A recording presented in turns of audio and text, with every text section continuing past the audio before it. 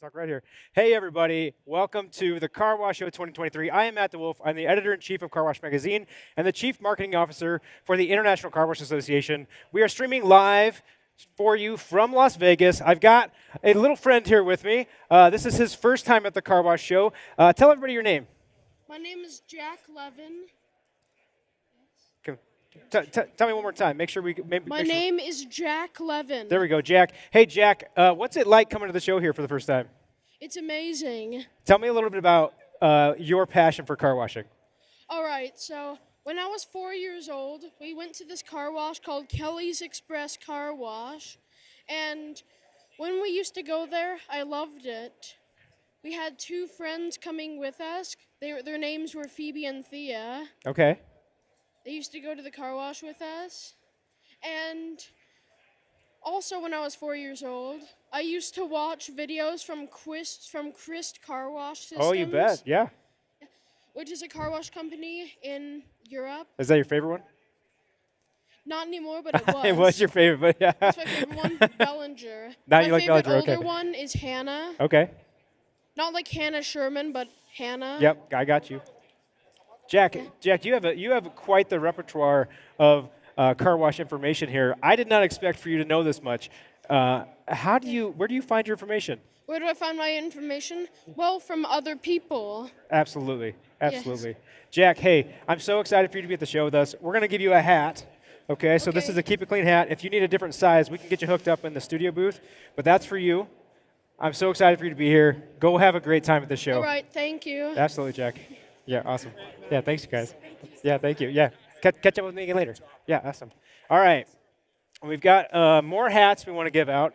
Who do I want to talk to today? Who's coming up here? Who wants a hat? Who wants a hat? You like a hat? You got to talk to me for a hat. We're going to talk about the show. You want to chat? Let's chat. All right. This is serious. This is a serious conversation. All right, so. I do not own a car wash, I'll tell you that. That's okay. Let's turn this way. Tell me your name and where you're from. Cleet Goddard from Tampa, Florida. Tampa, Florida. Okay, Lee, and what brings you to the show? I work with car washes, and I provide payroll, HR, workers' comp, and that kind of brought me to the show because a lot of my clients are attendees. Okay, and how long have you been in the industry? Probably about 2 years. 2 years. Okay, so over that time, I'm assuming you've seen lots of growth like everybody. Lots. What are you looking forward to at the show? One, I'm impressed with just the overall setup and the marketability of the show, but just the vast variety of people from all over. I mean, I saw people from New Zealand. Yep. I mean, I think it's pretty cool. It's unlike any convention I've been to. Unlike any convention he's ever been to, friends. That is maybe the understatement of the year. This is going to be a record-breaking show. I'm going to give you a hat. Appreciate that. If you want a different size, we have some in the booth. We can get you a different size. Small, medium work, small Perfect. brain. Hey, I appreciate you. Absolutely. Go have a good show. Thank you so much. Yeah, man, we'll Appreciate see you. it, Matt. Awesome. Okay, so the show floor just opened, and we've got a record-breaking show happening here in 2023 in the West Hall in Las Vegas. We've got more than 190,000 square feet of trade show floor exhibiting space. We have more than 421 companies exhibiting here at the show. That's unique companies.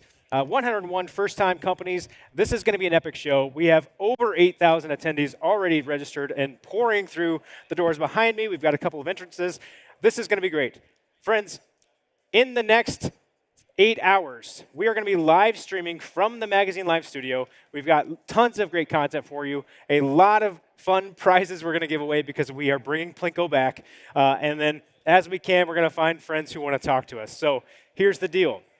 Come back to us. Our streaming will begin in earnest with our content programming at 11 a.m. That's Pacific time. So if you're watching East Coast, you got to adjust for that. I'm not doing that math for you. You got to do that math on your own. Mountain time, I don't know. It's Las Vegas time. So we are 11 a.m. Las Vegas time. And friends, we're going to roll a little video for you here just to give you a taste of the kind of content that we have coming up for you. This is a conversation we had with Emily Barada from Gleam Car Wash in Colorado. Hey, everybody. Welcome to this episode of Car Wash, the podcast. I am your host, Matt DeWolf, editor-in-chief of Car Wash Magazine, and this is the podcast that makes you a better car washer and a slightly better human being. Today, we're leaning into the human being part. So I've got Emily Barada here. with Gleam Car Wash. We're going to be talking all about your story. Thank you for spending some time with us. Yeah, thanks for coming in to see the car wash. So we got a lot to unpack. All right, Yes. so we're going to be here for a while, so I hope you're comfortable. We've got these great green stools that we're sitting in. I'm Yep. excited. Tell me a little bit, Emily, about kind of your path to this industry. How did you end up in car washing? Okay. So if I'm honest, I got into car washing by accident. Yes. Yes. We all do. It was definitely not a planned route, and probably I would have been advised to get out of to not to do it. I was in commercial real estate development for about 15 years, and I loved it. It was interesting, and then I hit a glass ceiling, like really hard, causing brain Like damage. got a I concussion, think. yeah. Yeah, which is why I'm in car washing. So So now you're just getting hearing damage, so that's good. that's right, exactly. Pretty soon I'll be completely non-functional. So I started my own real estate development company, Turnbuckle Development, and Gleam was the first big project that we did. So I was moving from large projects, institutional debt and equity, working for firms, to smaller stuff. So $100 million projects down to like 5 to 15. And when you're a small real estate development company, a small any company, you're nimble, and you have to sort of see the holes in the market and try to fill those holes when larger, sort of more lumbering companies can't. So I had a neighbor actually who was complaining that there wasn't a car wash in our neighborhood, because I actually live in the same neighborhood that Gleam is in. All right. And I had not noticed this. This had escaped my notice that we were short a car wash in the area. But I looked into it, and it was true. We didn't have any car washes anywhere close, actually, that weren't self-serve. And so I thought, okay, well, let's try this. So I did a bunch of diligence, which I researched car washing, and I decided this could be a good use. It could be profitable, and it could actually sort of like help fuel other small projects that I would be working on over time. I had no intention of running the car wash. I knew I would be heavily involved, and I knew it would be a lot of work. So I wasn't confused on that point. But the person that I had working with me who was going to run the car wash, it didn't work out. And so when you're sort of on the hook, you've raised all the debt, you've raised all the equity, you're the guarantor for the loans, then you have to step up. And so I think about 4 years ago, I got really involved, and I've been running it with a colleague ever since. And so I was very lucky in some respects that I had a couple people around me who were there to help me, because it would have been exponentially worse. And it was really quite challenging. Well, okay, so let's back up a little bit. So you started Gleam in 2016? Yep, fall of 2016. So number one, you were pretty lucky that there was not a wash in this area, right? Because of the way this industry's been going. Yes. I don't know how you found the magical space where there's nothing in your Dumb luck. operating radius, but man, good on you for that. Talk to me though about as you got into that process and you got the location, you got everything kind of spun up. How did you know that okay, this is going to work? We're going to make it. It's going to be fine. So the reason I think that there weren't any car washes in this immediate area is that we're in a city. And so this is a really tight urban infill site. And there aren't a lot of sites in cities that aren't already car washes that are big enough to have a car wash, that have the visibility, the access, and the zoning. And so the first thing I did after I thought, well, wouldn't it be lovely to have a car wash in the neighborhood, was to start looking around at the land options. And so the use for a car wash is a use by right on this particular parcel. This is an unusual parcel in that it's not subdivided by an alley. It has great access to and visibility to a relatively busy street that's only getting busier. It's at a light. And so I put it under contract. It had been this very tired old Mexican restaurant. And so I actually just went to lunch at the Mexican restaurant. Said I'd like to buy your space? Really? Pretty much, yeah. Actually, that's what happened. I love the burritos here. Right. Your guac's amazing. I'd like to buy your store. Pretty much. Yeah. All right. Well, I mean, there's... We're simplifying it somewhat, but literally I got it under contract by going to the restaurant and ordering lunch and explaining that I would give him an offer the next day. Wow. Which I did. That's amazing. We're sitting on a 3/4 acre location, right? We've established we think it's a good location now. Others didn't think it was always a good location, but you've got us here now. But why in the world did you take 3/4 of an acre and make it a flex? That feels like maybe that was a little bit of a questionable choice. Well, it was the only choice. Okay. So we are we are in a city, and so land values are very high. Yeah. Just because you can do a lot with this land, and there's already a lot going to the land. It has all of the infrastructure. It fronts a huge, busy street. Yeah. So you're going to pay more for acreage here than you would further out, closer to the airport, wherever, the further out you drive. So we knew we needed a very high ticket average. Okay. And the way to get a high ticket average, so we needed the high volume and we needed a high ticket average. So the way to do that is a flex. I'm starting to see why people maybe thought this was not a good location. Because you need volume and super high margin. Okay, cool. Yeah. Tell me how you did that. Easy, right? Great idea. Yeah. Well, we figured, we spent a long time on the site plan because we had to make sure we had the circulation to get the cars on and off. Yep. Cities do not like it when you are queuing up onto their streets, Yeah. and neighbors don't like it. So we actually have the capacity to queue up to about 15 or 20 cars. Okay. So you enter. So that was an important thing, so we could actually get the throughput. And we figured that we could put a big detail bay. We call it a detail bay. It's where we do both the detailing right now and sort of the interior quick cleans, the Yeah. vacuums and the dusting. And we have two means. We have ingress, egress, so we could get people in and off the site relatively easily. And we just kind of went for it. And we were filling a market need. So again, we did think that there would be some patience on the part of the consumer as they figured out how to navigate the site and how to use the site. And that's been true. So the first time people come can be frustrating, but we try very hard to educate them. And then once you get the hang of it, you kind of get the hang of it. Yeah, well, I think it's really smart from a differentiation perspective for you all to be, you're here. Eventually, other car washes are going to come in close enough that it's competition, but Sure. you all, by being the first here and being the only who are going to offer both an express clean and an interior clean, it's like, why would you go anywhere else? Like, why would you want to be a member anywhere else? I agree. Yeah. We'll just put you on our website. Yeah, I'll do. I'm here for speaking opportunities. Yeah.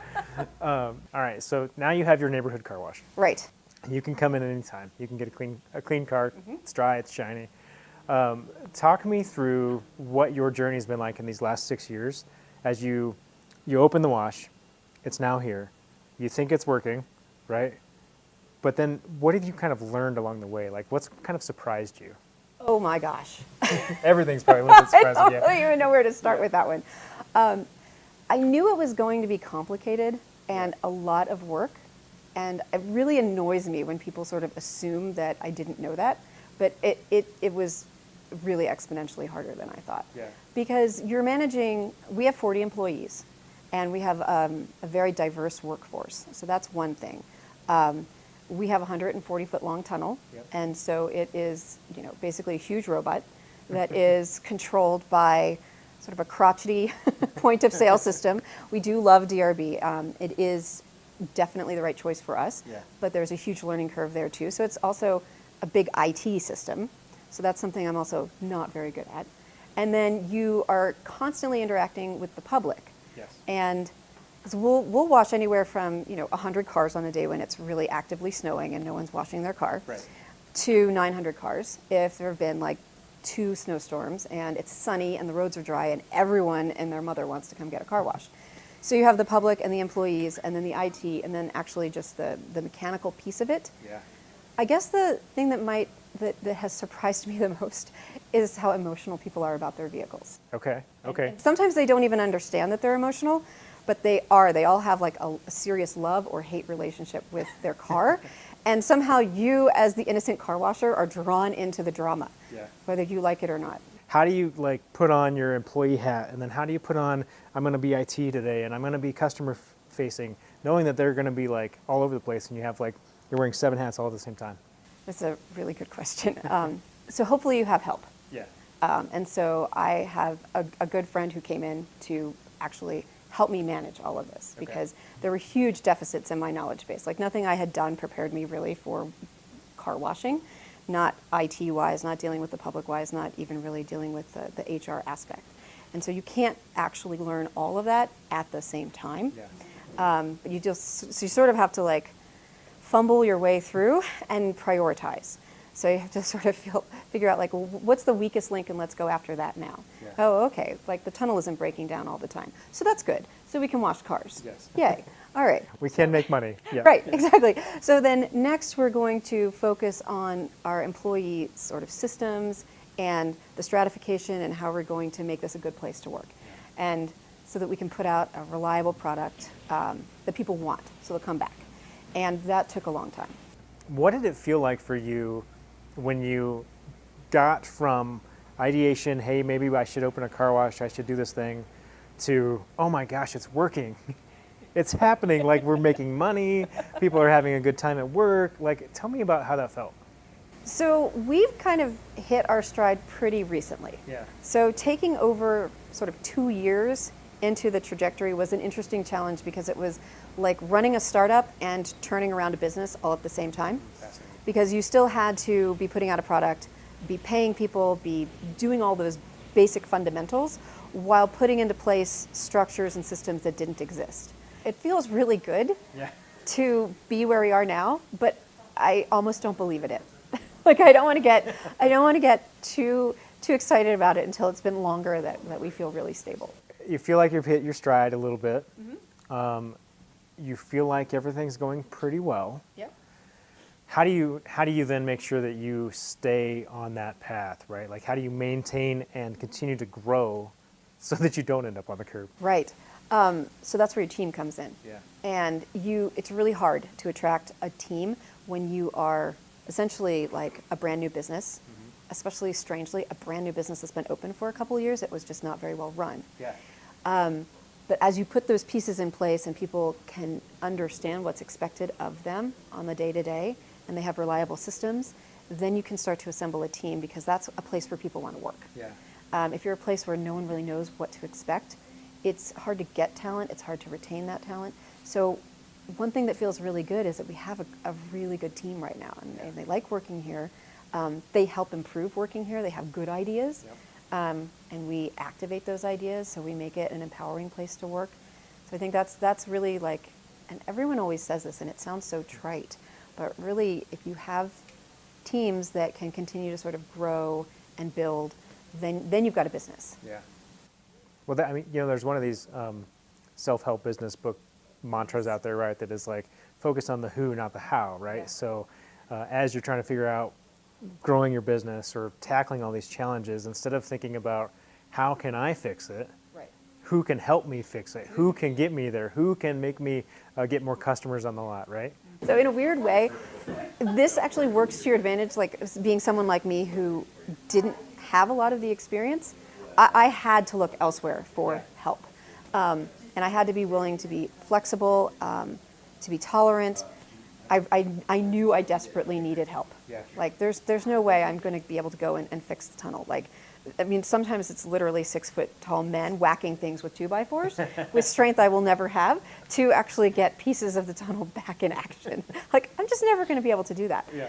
So, and in my previous life, I was a real estate developer, and developers are kind of like movie directors, Okay. in that they don't really have a lot of skills, but they have a vision, Yeah. and then they are aware of other people who have those skills and how they could come onto the team and help create something real, like a very complicated building, for example. Yeah. So that's probably the only skill I had coming into this was okay, I'm going to be able to identify who has the skills that I desperately need to help Yeah. make this place run. It still takes time to assemble that team, but I do think as an entrepreneur, if you don't recognize that you can't do it all, you probably won't succeed.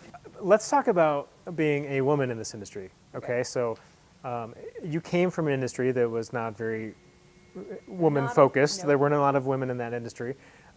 You entered one where maybe it was even lower percentage. Yep. Talk about that for me, right? Like there is something missing. Like there's some connection of being able to make it known as an attractive place to want to work and a place to want to have a career. And I think some of it, kind of what you're talking about, is this idea of self-representation, right? Like being able to see yourself in places where you would be successful. Yeah. And we don't have a lot of that. But it's also weird because half, if not more, of our customer base is female. Yeah. And women take better care of their cars statistically. So maybe that in and of itself will start to like drive the change a little bit, but I don't know. I mean, I didn't choose to be in car washing Right. either. Right. I mean, honestly, like I just had to step up when the When person everything I was was falling working apart, with and yeah. everything was falling apart, and it was really, really hard. And there were a lot of times when I thought, I do not want to be doing this. Well, I mean, there's like this notion of like, you had to fix everything. That's kind of a common thing, right? Like, I mean, I know a lot of businesses.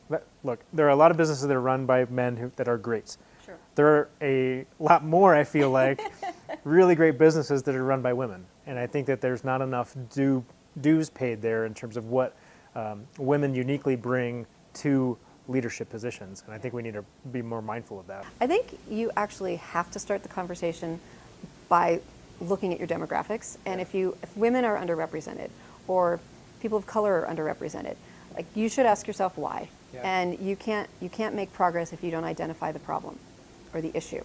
I think once you start to make progress, then hopefully it becomes less important because it becomes more of an equal opportunity Yeah. playing field, and then it really is less of an issue, and then it doesn't matter like where you come from or what your gender is. It does really matter like how well you're doing, but until you have that kind of representation, Yeah. you have to that's a problem. And I do think too it means that you like as an industry aren't serving your client base as well, because study after study has indicated that when you have a diverse board, for example, Yes. like businesses tend to do better. So it's kind of like a lot of the sort of quote unquote good deed doing that Yeah, Gleam yeah. does. All of our programs that are unusual, I think, in the industry do strengthen our bottom line. Yeah. It helps us to have an inclusive hiring practice. It helps us to be super green. If it didn't, then I would be being an irresponsible business owner. Right. I think it's possible to do those sorts of programs and do a bad job, and then they don't actually help, and then it's easy to sort of blame those sorts of programs. And so by integrating it into the business model and saying, no, it strengthens the business to do these things, they're not going to be token programs. They're instead going to be fundamentals of how you do your work. And it makes people feel better about patronizing your business, and I think you do a better job. Yeah. Well, let's shift gears a little bit. Let's kind of follow this vein, talking about employee opportunities and being able to create spaces for people. So you all have done a great job with making a great place to work. Where did the employees fit, and how did that come through? So we have a couple core values at Gleam. So we believe in being green, Yeah. and we believe in hiring people who deserve to be here and working harder on our end to find better people.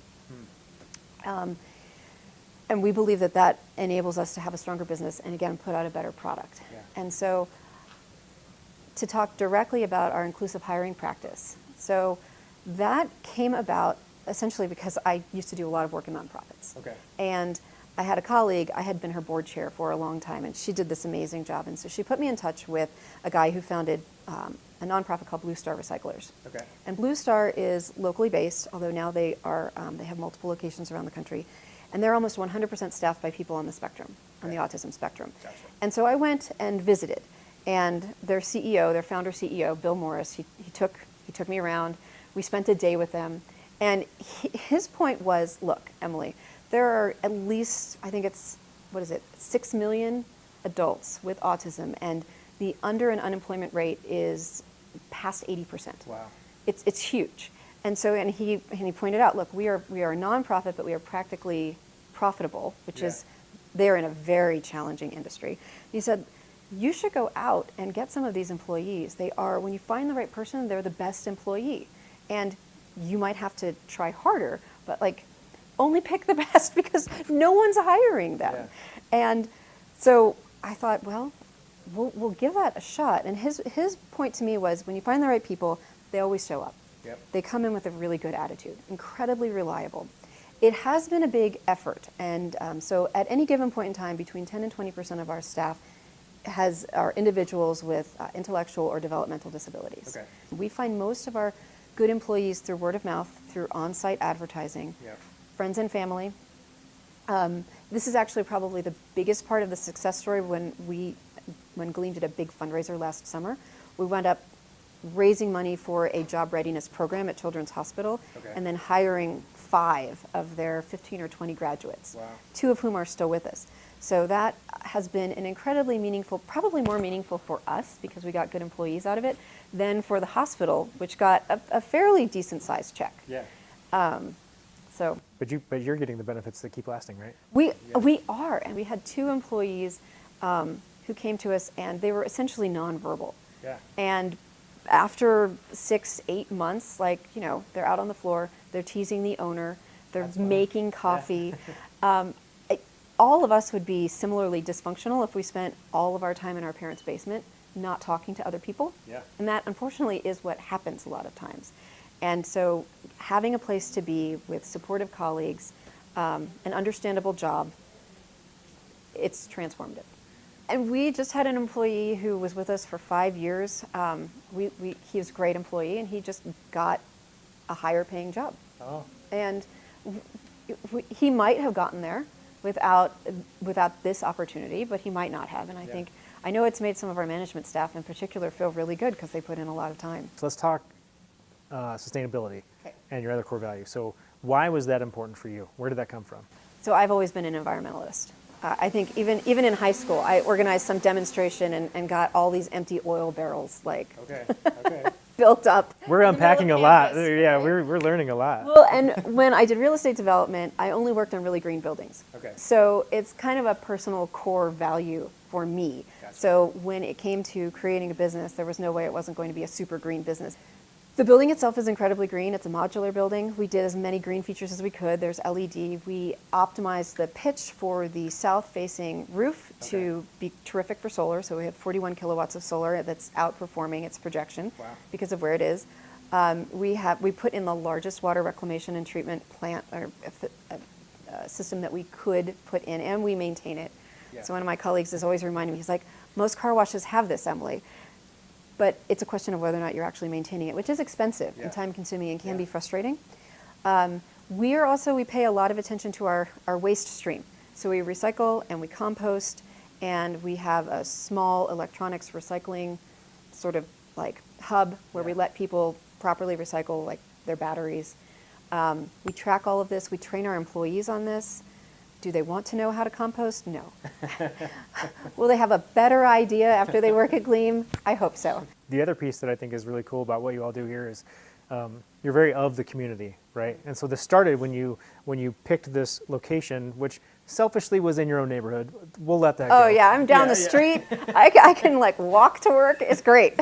So you were kind of already of the community, but this gave you a different outlet, right? And Mm-hmm. and you're able to offer some things because of this business that you wouldn't have been able to otherwise, which there's a lot of local merchandise and a lot of local offerings. Can you talk to me a little bit about kind of that commitment to local and what you do here?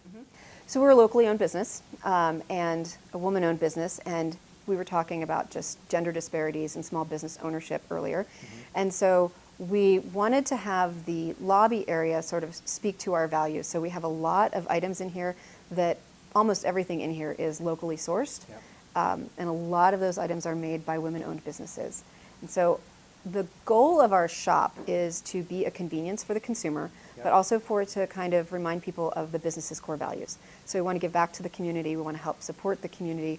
We don't want it to just be a nonprofit endeavor. So these are all little businesses that are trying to make money, and they're cool. And so, and we want people who come in here to feel comfortable in the space, to know some of the creativity that's happening in their local community, and feel like they too are supporting it by being here at Gleam, by buying a card, by buying a candle, whatever that case may be, and just to feel better about some of their choices, all about getting something that, you know, they just want a clean car. Right. But now they can feel that much better about a clean car. You're making an impact here. You're making an impact on the lives of a lot of the folks who work here. You decided that maybe you'd open another car wash. Right. Why? Why did you do that? I don't know. No, I think it's the right move. This sort of like hitting your head on the glass ceiling really hard and Yeah. the lasting Oh, yeah, damage, yeah. right? So there's some- I okay, that think makes that more might be sense part now. of it. Yeah, Yeah, it okay. does. We're really excited about Gleam 2.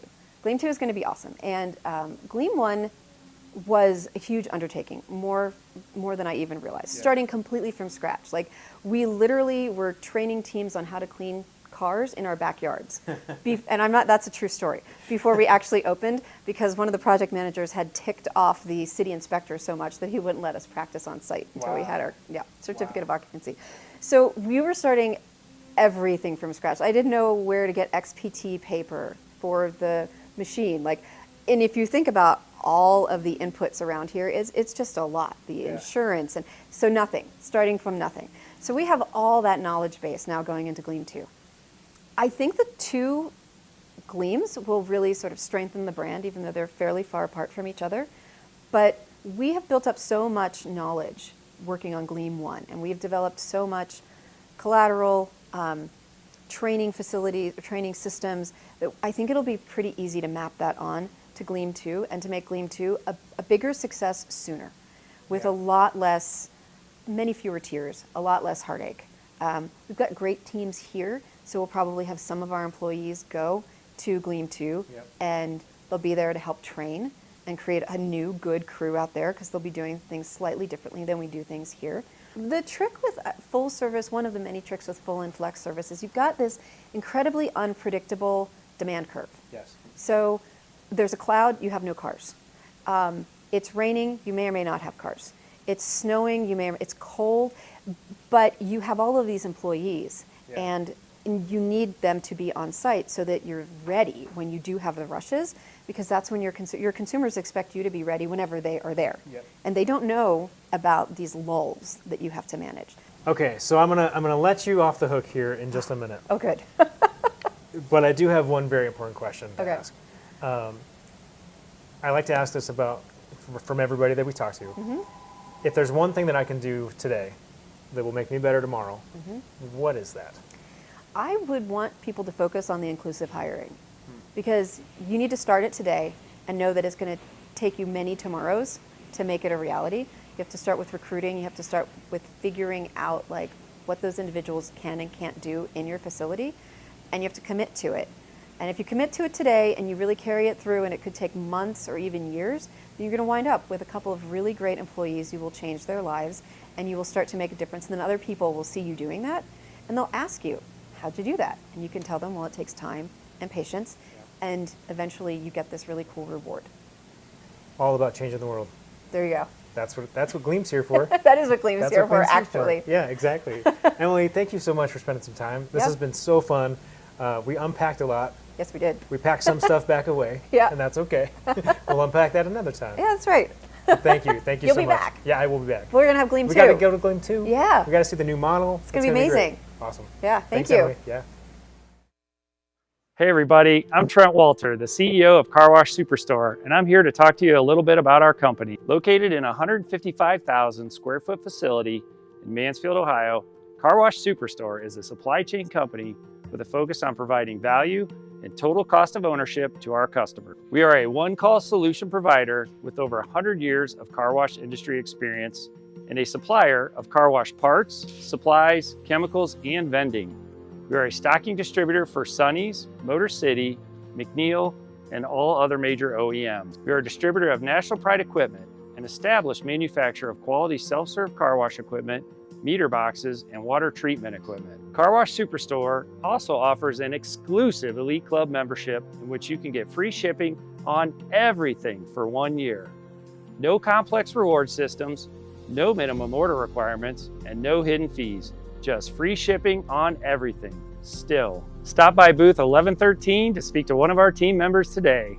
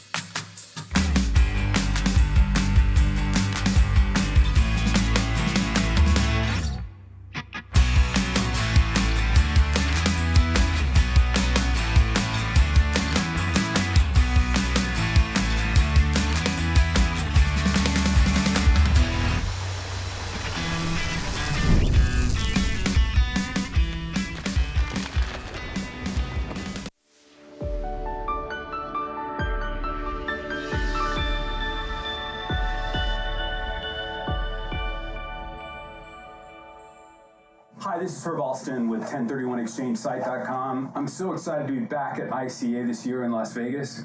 I'm going to be hosting 2 Pitch 20 presentations on 1031 Exchange. It's so important to know your options when selling your car wash. And I am going to have qualified intermediaries and speakers on different options available when selling your car wash. So come join us Monday at 2:30 or Tuesday at 2 for our presentation and Pitch 20 seminars on 1031 Exchange. Look forward to seeing you. Have a great day.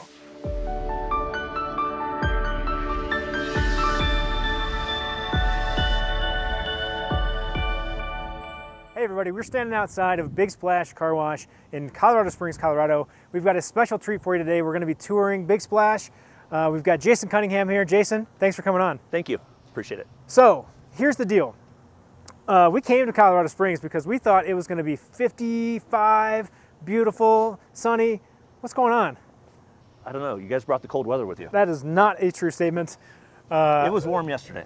Okay, maybe it's true. Maybe it's true. So, Jason, let's start out. I want to get into a little bit of just kind of where we always start, Okay. which is what was your path to the industry? How did you get into car washing?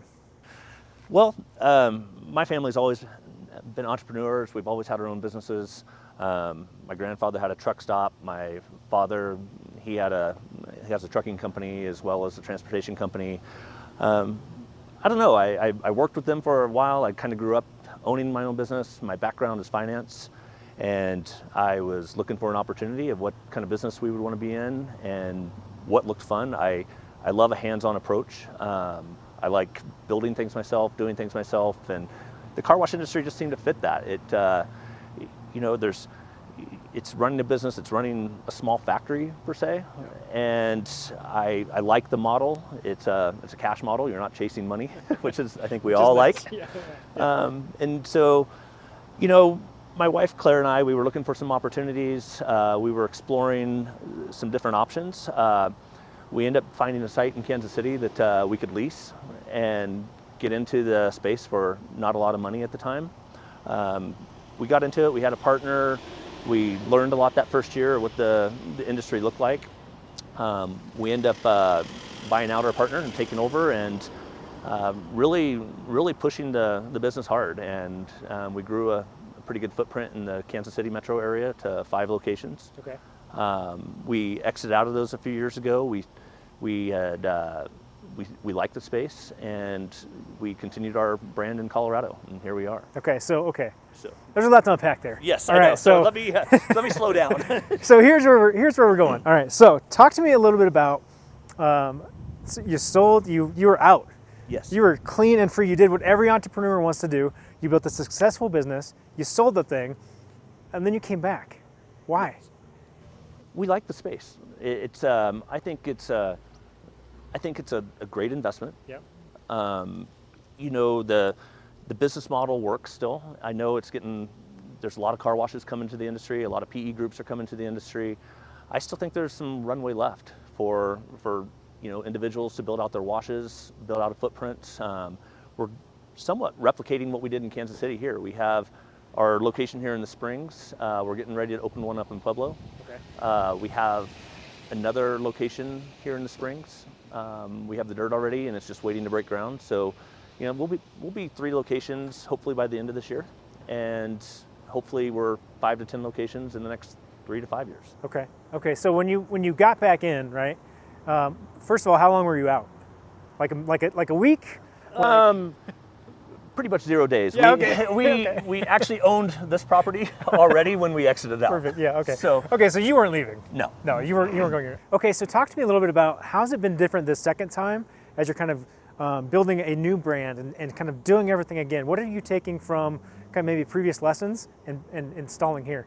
With this second go around, we do have a partnership. It's not just our family ourselves. Yeah. We have a partnership that are local to this market.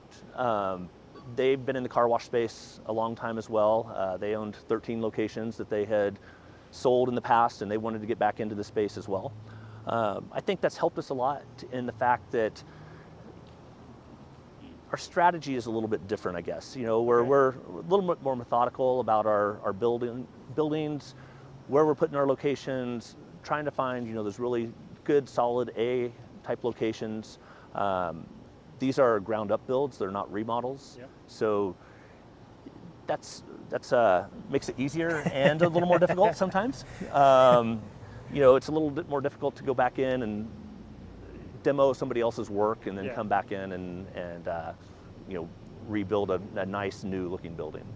But the Colorado market, we like it. When we came here, there was only a few tunnels here in town when we picked this location. There's obviously a lot of the brands are coming in here and building out a lot.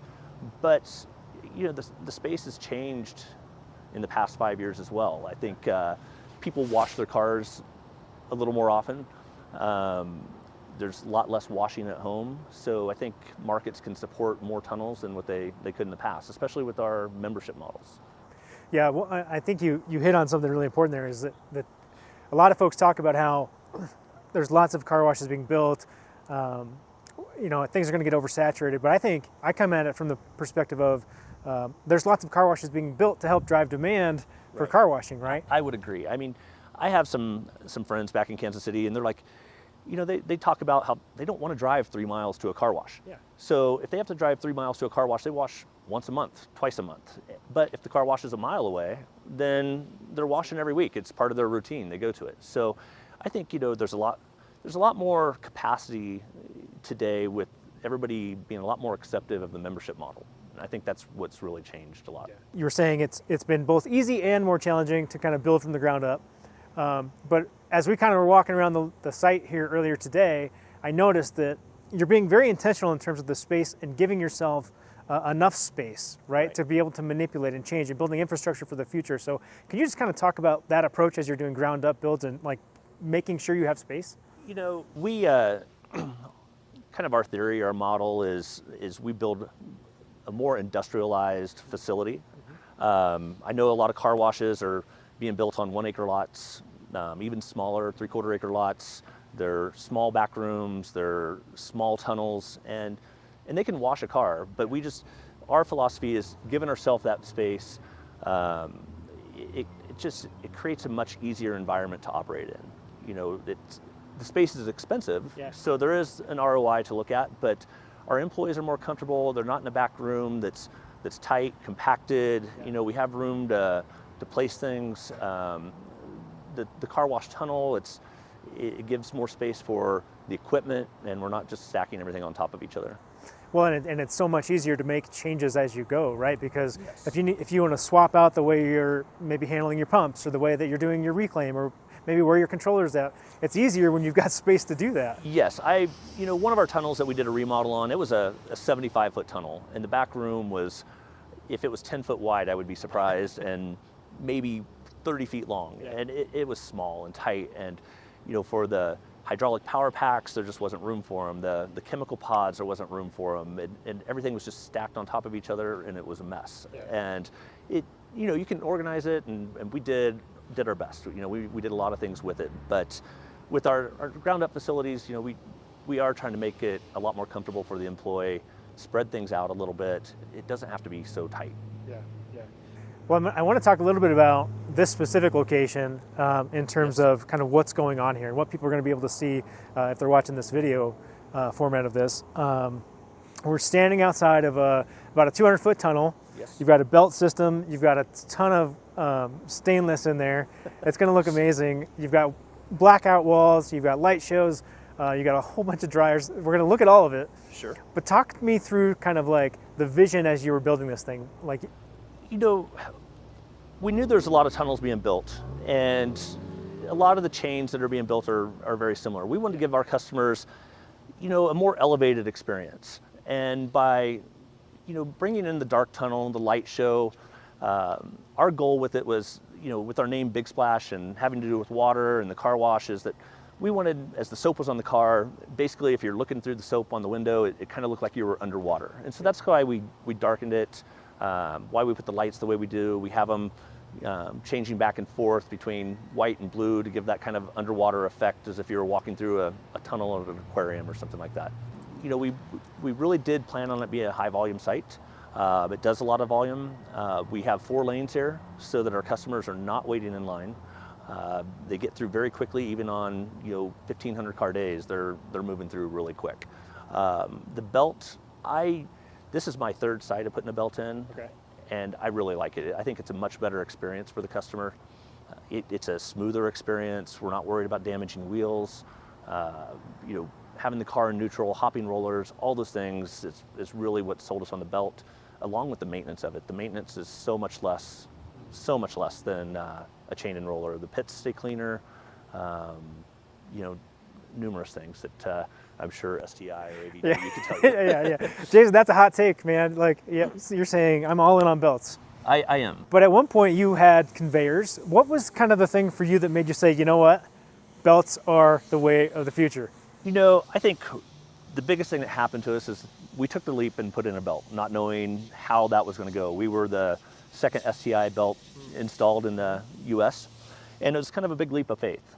But as soon as we did it, we saw the benefits. The benefits were really in maintenance and cleaning. The belt it was there, it operated every day. We weren't worried about rollers jamming. Rollers jamming used to be a huge part of our day and frustration. And I got the call all the time, we have a roller jammed, or I would call and like, why aren't we washing any cars right now? Well, we have a jammed roller, or a roller broke, or the chain broke, or a number of those things. And a lot of that's maintenance, it's upkeep, but our conveyor wasn't but 2 years old, and we still have those issues. And we replaced rollers every year, we replaced chain every year, we cleaned it. But there was some immediate, benefits on maintenance as soon as we put the belt in. It was kind of maintenance free. Yeah. In some ways. I mean, we have a rinse system on it that cleans it. We do our preventative maintenance that we need to do. It has an automatic greaser on it that greases the bearings and everything for us. So we didn't have the issues we had with the chain and roller. Well, those watching or those listening, I am not taking a stand on this issue. I am Switzerland in this debate. But there are benefits to both. You got to do what's right for your business at the end of the day, right? So, but I like the belts. Anyway, so I want to talk a little bit more about kind of this experience as customers come into the tunnel and go through. You've got 180 feet of belt here. I think it makes a really big splash for folks as they go through your tunnel. Tell me more. All right, so we're Big Splash and Big Splash. So for our customers coming through, we want to have, again, I go back to that elevated experience, and we want to show more technology. We want our customer to feel like this is a high-end wash that they can bring their, expensive cars to, and nothing's going to get damaged, nothing's going to happen. We keep it very clean around here. Our employees greet every customer at the kiosk, the pay stations. We truly believe in selling and at the kiosk and the pay station itself, and not just having an automated experience that they're going through a teller. Yeah. And it all starts, I believe, at that experience with a very friendly staff, greeting the customer, letting them know that we care about their vehicle, them going through our tunnel, making sure that they get a clean, shiny, dry car at the end of it. And that starts at the beginning. As we flow around, we come into our tunnel. We have our technology with our guide-on system that allows the customer to see where they're at as they're approaching the belt. We start all the way outside with a overhead screen. As they come in, we have 2 more monitors that they're seeing where their tires are, seeing that they're aligned, seeing that everything's okay, and making them feel better as they approach the tunnel. Yeah, so let's talk about that, because this is super cool, right? So we all know about, there's a big mirror and I'm going to look at the mirror and I'm going to load myself on, right? So that's one way. Or there's the mirror in the corner that you got to look at, but this is different. Yes. What are we talking about?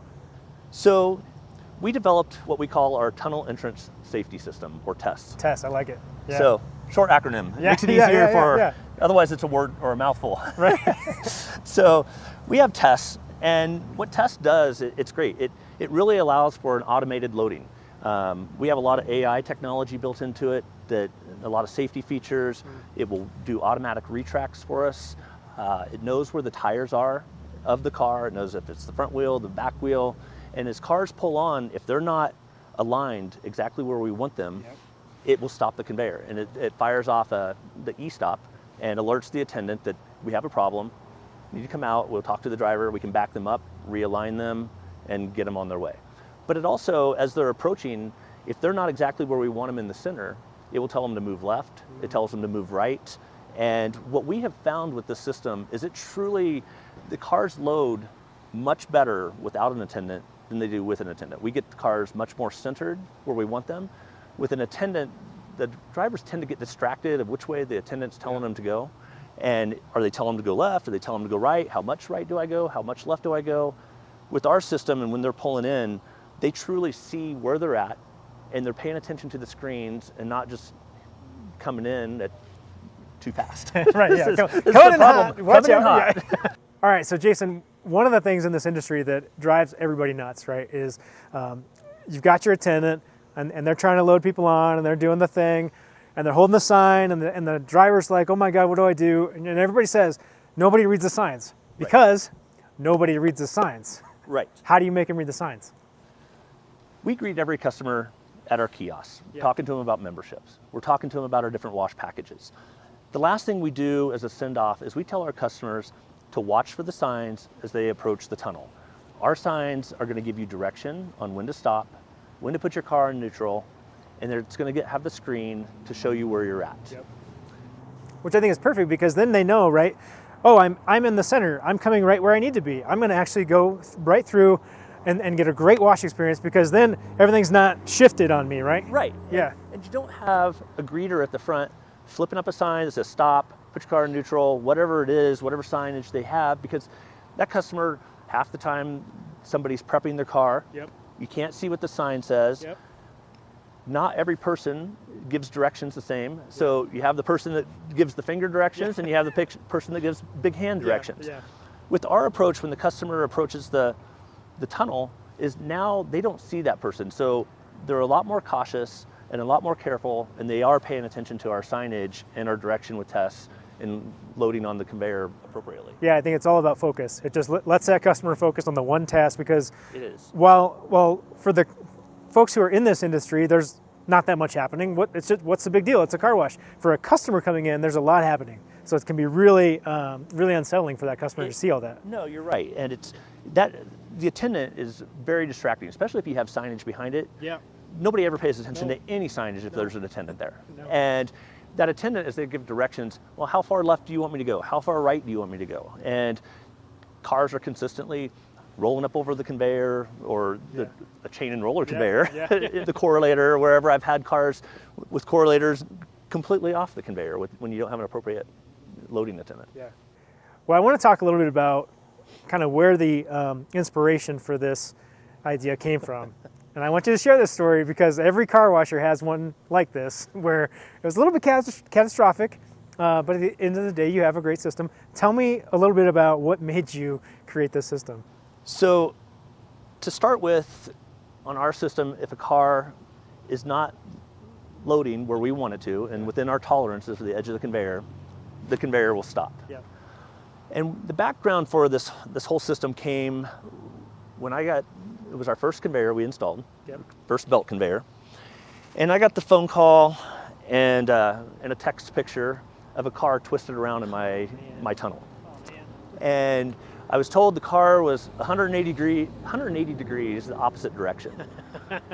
And mind you, we have loading attendants that are supposed to be paying attention. Yep.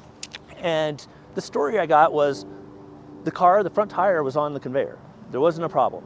But really, the front tire was just barely over the conveyor. And so as it was going through the tunnel, the tire started to catch the concrete more and more, and it started pulling the car off until both tires were off, and the passenger side belt was still pushing it, and it pushed the car around. So, as the saying goes, there has to be a better way. And the better way is, I needed a system that was better than a human. Because no matter how much training we give, it's a human error. We're not very good. No. We are not very good. I can have 10 different loading attendants, and they will load 10 different ways, no matter how much I train them. And you can't look, it's a human being. You can't have the same one every single day. No. And the same guy who was great yesterday, he's maybe not going to be good the next day. And people get distracted. There's their cell phones. We try not to let employees have cell phones when they're loading. It's always paying attention to the customer, watching the tires. But then again, some cars come in with their narrower cars, wider cars. Is it a smart car that's really narrow and the attendant didn't see the other side. Yeah. So with the dual camera system, watching both sides of the car, we really kind of have a foolproof system that allows us for safe loading. And with this, we use it in conjunction with No Pileups, Yeah. Okay. which is really great. They have a great system.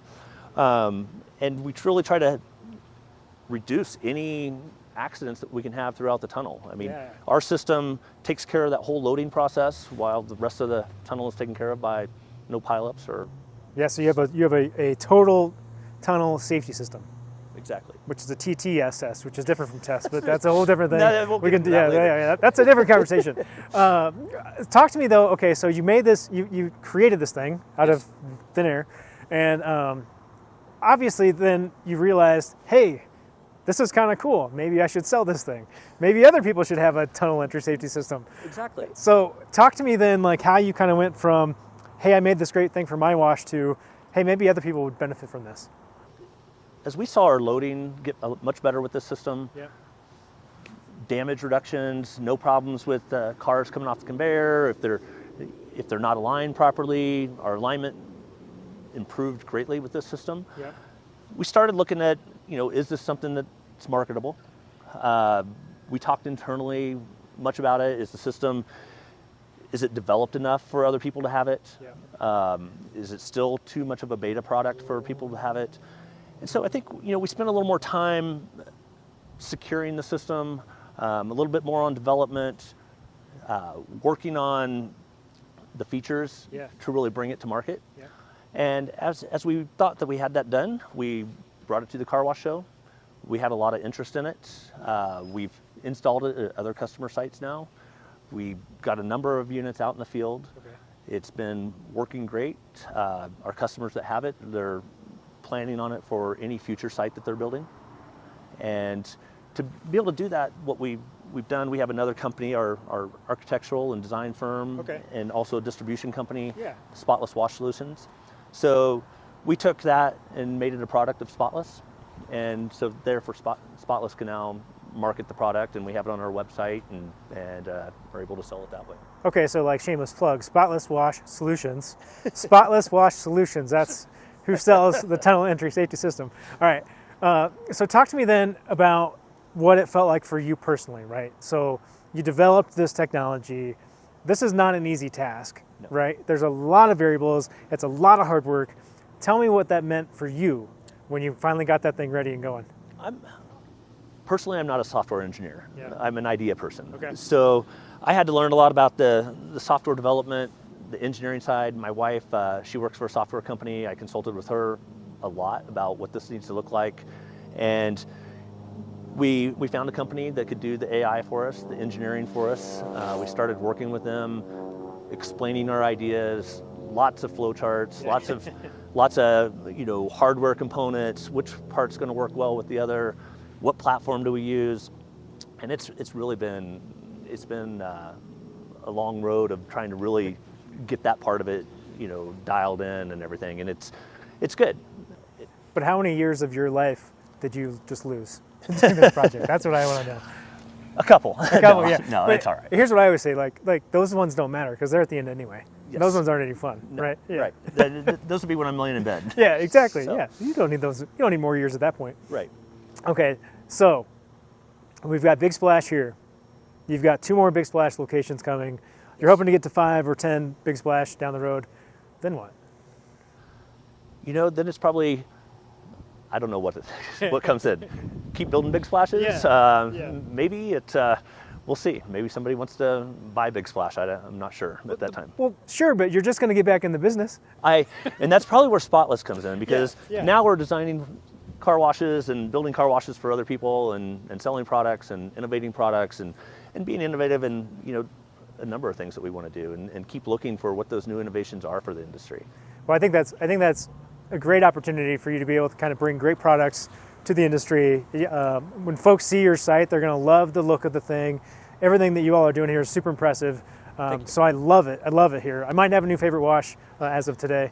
I've got one last question for you. Sure. I'm going to ask everybody this question. What's one thing that we can do today to be better tomorrow? And you can take that any way you want it. If you want to tell me that I should read more books, you can tell me that I should read more books. If you want to say something specific about a wash operation, you can do that too. I think we need to continuously look at how we improve our customer experience. Yeah. Is really what I think this is. I think there's a lot of people that are nervous about going through car washes. There's a lot of moving parts. They don't have control of anything. And I think we need to improve our customer experience in the industry. Awesome, awesome. Something to be aspirational for. And Jason, thank you so much for joining us today. We're looking forward to taking a look at the rest of Wash. No problem. Thank you very much.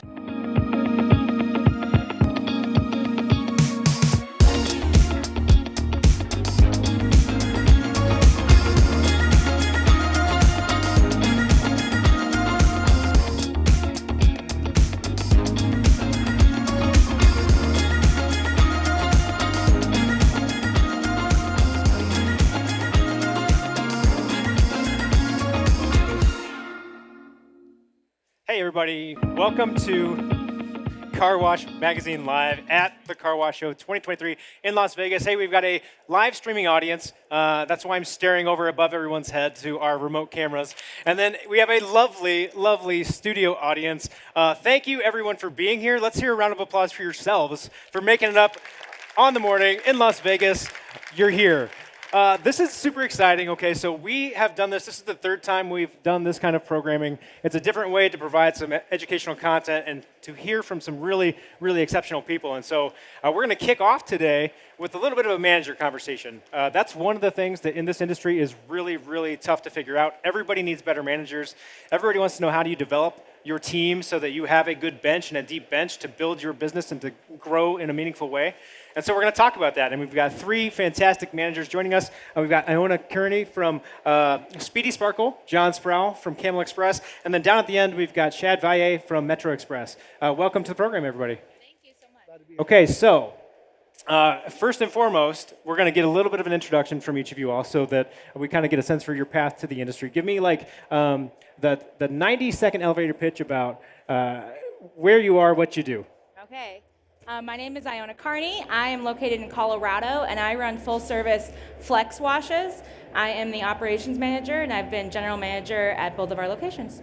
Excellent, excellent. Thank you, John. Yeah, again, I'm John Sproul with Camel Express Car Wash. I'm the hiring and training director. We're of course in Nashville, Tennessee. So some of you guys have visited us even last year, and we have 4, soon to be 5 locations. Right in the heart of Nashville. I'm Shad Valle with Metro Express Car Wash in Boise. We have locations in North Idaho and in the Treasure Valley. I'm a regional manager for them. I oversee 4 locations and 1 coming online soon. So I've been doing this for 10 years. I've been through a few companies. I worked for Fast Eddie's Car Wash. It was purchased by Jackson's and then purchased by Metro. So I was in a lot of transactions there. Okay, so let's talk about that piece a little bit. So we're going to go off script a little here, friends, Okay. because I didn't know that part of the story. So this has been a time, obviously, of a lot of acquisition activity, a lot of switching of company names. So I want to know, over that time, as you've gone through that transition for you personally, how have you kind of adapted in that space, and how have you kind of changed kind of with the company, right? Like a new name generally means a little bit of a different culture, and you have to then distill that and push that down to the team. How do you do that? It's really just having an open mind about the new company, what they bring to the table. It's easy to adapt when you have great leadership, and Metro's done a tremendous job with showing us the vision, giving us the big picture, and then understanding that we're a part of this company, we're not just a number. And so they've really brought us in. Originally, the first company that worked for Fast Eddie was locally owned by one gentleman. It was just one car wash. And then Jackson's purchased them, and I think Jackson's Car Wash has multiple car washes in Arizona. And then Metro came along and purchased us, and the transitions from each one of them was a lot different, but the one from Jackson's to Metro was an actual car wash company that cared and inspired us, and it was really easy as long as you have an open mind and open heart and willingness to change. I love that. I love that advice. Okay, so let's get back on the script a little bit. Okay. So I want to talk a little bit about kind of skills, right? Like, what are the kind of skills that you've had to develop that make you feel, and maybe you don't feel like you're good managers. We think you're good managers. Your teams think you're good managers. But what would your team say maybe makes you a good manager? Iona, let's start with you. I think patience is so important. patience, over communication in everything. You cannot communicate enough about anything that you want to communicate about, and flexibility. Yeah, the communication one is really important because even when you're tired of saying it, you haven't said it half as much enough. So Right. you have to say it until you are literally sick of the words that come out of your mouth. Yes. John. Yeah, so I'm also doing a lot of training of managers, and as most of our teams right over here in the front, they hear me say this all the time. The two main things that I want to try to live, but also we're looking for in our managers is one is consistency. I will consistently take a B-level manager or employee any day because I know what to expect every single day, and they know what to expect from me. But if I'm an A+ one day and a C- the next, and they don't know what kind of John are they gonna get today, that's where things makes it difficult. And then communication. Those are the two biggest things, and what we try to do, and how we live that out at our sites is if you're out of sight, you need to be telling your team what you're doing and where you are and when you'll return. So those are the two main things that I try to live out for the people that are being managed by me. You may be noticing a trend here.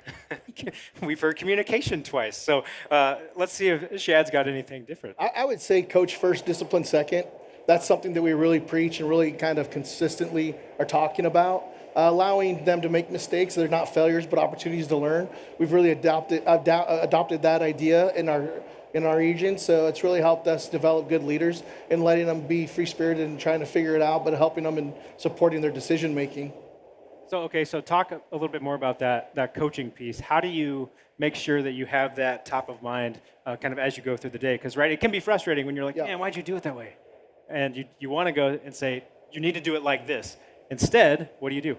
I think it's leading with love and having empathy and caring about your people. Build your people to help you build your bottom line. They are people and they're going to make mistakes, and that's just life. Nobody's perfect. We're not perfect. We're going to make mistakes. It's not the end all to everything, but it's opportunity to learn from those mistakes. It's a decision that you're making if you constantly make that mistake multiple times. Right? It's a conscious decision. You show up late to work every day, that's a conscious decision. So when you make one mistake, it's not a failure, it's an opportunity to learn, and learning from those little small failures and become a better manager, better leader. So let's talk a little bit about the communication piece too. So maybe I'll come to Iona. I want to talk a little bit about how do you make sure, what are some things that you've done, or maybe some systems you put in place for yourself to make sure that you are communicating all of the things all of the time? One good example that I have is I just brought on a new general manager who worked at a car wash before at a separate location, and we were doing all the training and everything, and we started talking about scheduling, and he said, scheduling, I hate making a schedule every week, and it takes up so much of my time. And I said, really? Making the schedule is my favorite part of the week, because when I get to make a schedule, I get to touch base with every single one of my team members, and I get to learn what's happening in their lives, right? That communication, the bonding, the building the culture, right? So I can't make it to work on Tuesday. I have an appointment for my baby. Oh, how's your baby, right? And so that's something so small that I don't think managers think about, but can be a huge part of communication. And so taking every little thing that you're doing throughout the day, right? He mentioned when they're on site, if they ever leave site, making sure everyone knows where they're going, when they'll be back, and that over communication piece with all the small, tiny things that you do throughout the day. I love that. John, I want to talk to you about consistency, right? So we've got coaching, communication, and consistency. What are some things that managers can do to make sure that they remain consistent over the course of the days and weeks and months that this business can lean into? Well, I think one of the biggest things is oftentimes we need to make sure that we're expecting, like, we're showing them that we're not expecting them to be perfect. And same thing with us is like, hey, I'm going to try my best. Like, I'm going to show up on time. If I struggle in this area, I'm going to ask for it. But, and that's one of those things that, like, that's what we're looking for. Same thing, if you're leading someone, it's really hard to go, well, I'm asking you to do this, but you know that last week you saw me not do this. And there's always exceptions. There's not a perfection. And one of the things that helps with consistency is you know that you can't be perfect. I'm not perfect. I know it's really shocker for my team when I say this, that I'm not perfect. So they only see that side of me. But the times where you make mistakes, what's really important is to call yourself out and say, hey, I know that this is how we're supposed to do it every time, and I made this mistake. And so the times where you can't be consistent, calling yourself out and admitting it, and that's going to have a huge impact on how they respect you. And I honestly, I tell people this, and I believe the most, is that after you make a mistake or you mess up or you put your foot in your mouth or you hurt someone's feelings, the next 30 seconds or that time afterwards that's when people lose or gain respect for you. And that's, again, another thing about consistency is hey, you know what? I make mistakes. I'm not perfect. I'm not consistent all the time. But when I do screw up, I call myself out, and here you go, and please keep me accountable. Yeah, I mean, one of the things you touched on there, John, is expectations, right? And setting expectations, and when you're consistent and you show up every day the same way, your team knows what to expect from you. You know what to expect from your team, and that makes all these conversations so much easier to have because you have a better sense of where they're coming from on any given day, and they know kind of how to approach you. So again, it leads into that consistency piece. Yeah, one more little quick thing I wanted to add is something we tell our managers and we hear back from them a lot is that oftentimes if they come to us from another car wash space, is they we going off expectations is here at Camel, the managers were I've worked harder than I've had any other car wash, but I've had a better support system than I've ever had. And so that's another thing is not only that consistency of saying, hey, this is, as a manager, you're not doing it by yourself. And that's a big thing we preach is you're not alone. You're not alone. If you ever try to do it by yourself, that is the number one way to fail. Yeah. Real quick, in show of hands in the space here, how many managers do we have in the room? Managers, regional managers? Okay, good. Okay, so we're about 12 minutes into this 30-minute conversation. We are going to have an opportunity for some questions, but I got to ask all mine first. So that's how this works, friends. Okay, so I want to know a little bit of some of the challenges that you all are facing right now, right? We've talked over the last year or so about the labor market and how that's changing. What does the new kind of group of employees really need from a generational perspective? What are some of the challenges that, and we'll start on the end with Shad, what are some of the challenges that you're seeing? If we're talking about the labor portion of it, right now, and I don't feel like where we're at in the Treasure Valley as we've been growing, we haven't been facing too many challenges with employment. But what we've done really well is word of mouth and recruiting through the team members that we already currently have. So we just try to take the employees we have now and have them recommend to us, do you know anybody who's interested? Do you have anybody that's willing to work? And a lot of people won't recommend their friend that's not a very good worker. And I've been lucky, and we've been lucky to recruit friends and maybe family members sometimes into our Metro family and inviting them in, and hard workers and dedicated. So we're lucky right now in the Treasure Valley, I feel like, in our industry, because we don't have a large challenge of hiring. Is there anything that you are struggling with that's maybe keeping you up at night? As a manager, Yeah. you always are kept up at night. Well, true, but true. it's just But one thing. not enough time in the day. There's just never enough time. And just being an effective delegator, you got to be better at it, and just letting go of some things that you probably can't control and just letting them go and tackling them the next day. Because if you take them on all the time, every day, every hour, you're just going to bury yourself. And I think time's probably going to be the one challenge you'll always face when you're overseeing multiple locations. Yeah, one of the hardest things that we see across the industry, and this is like a universal human problem, right? So we are a really great employee. We're so good at what we do. So then we get promoted.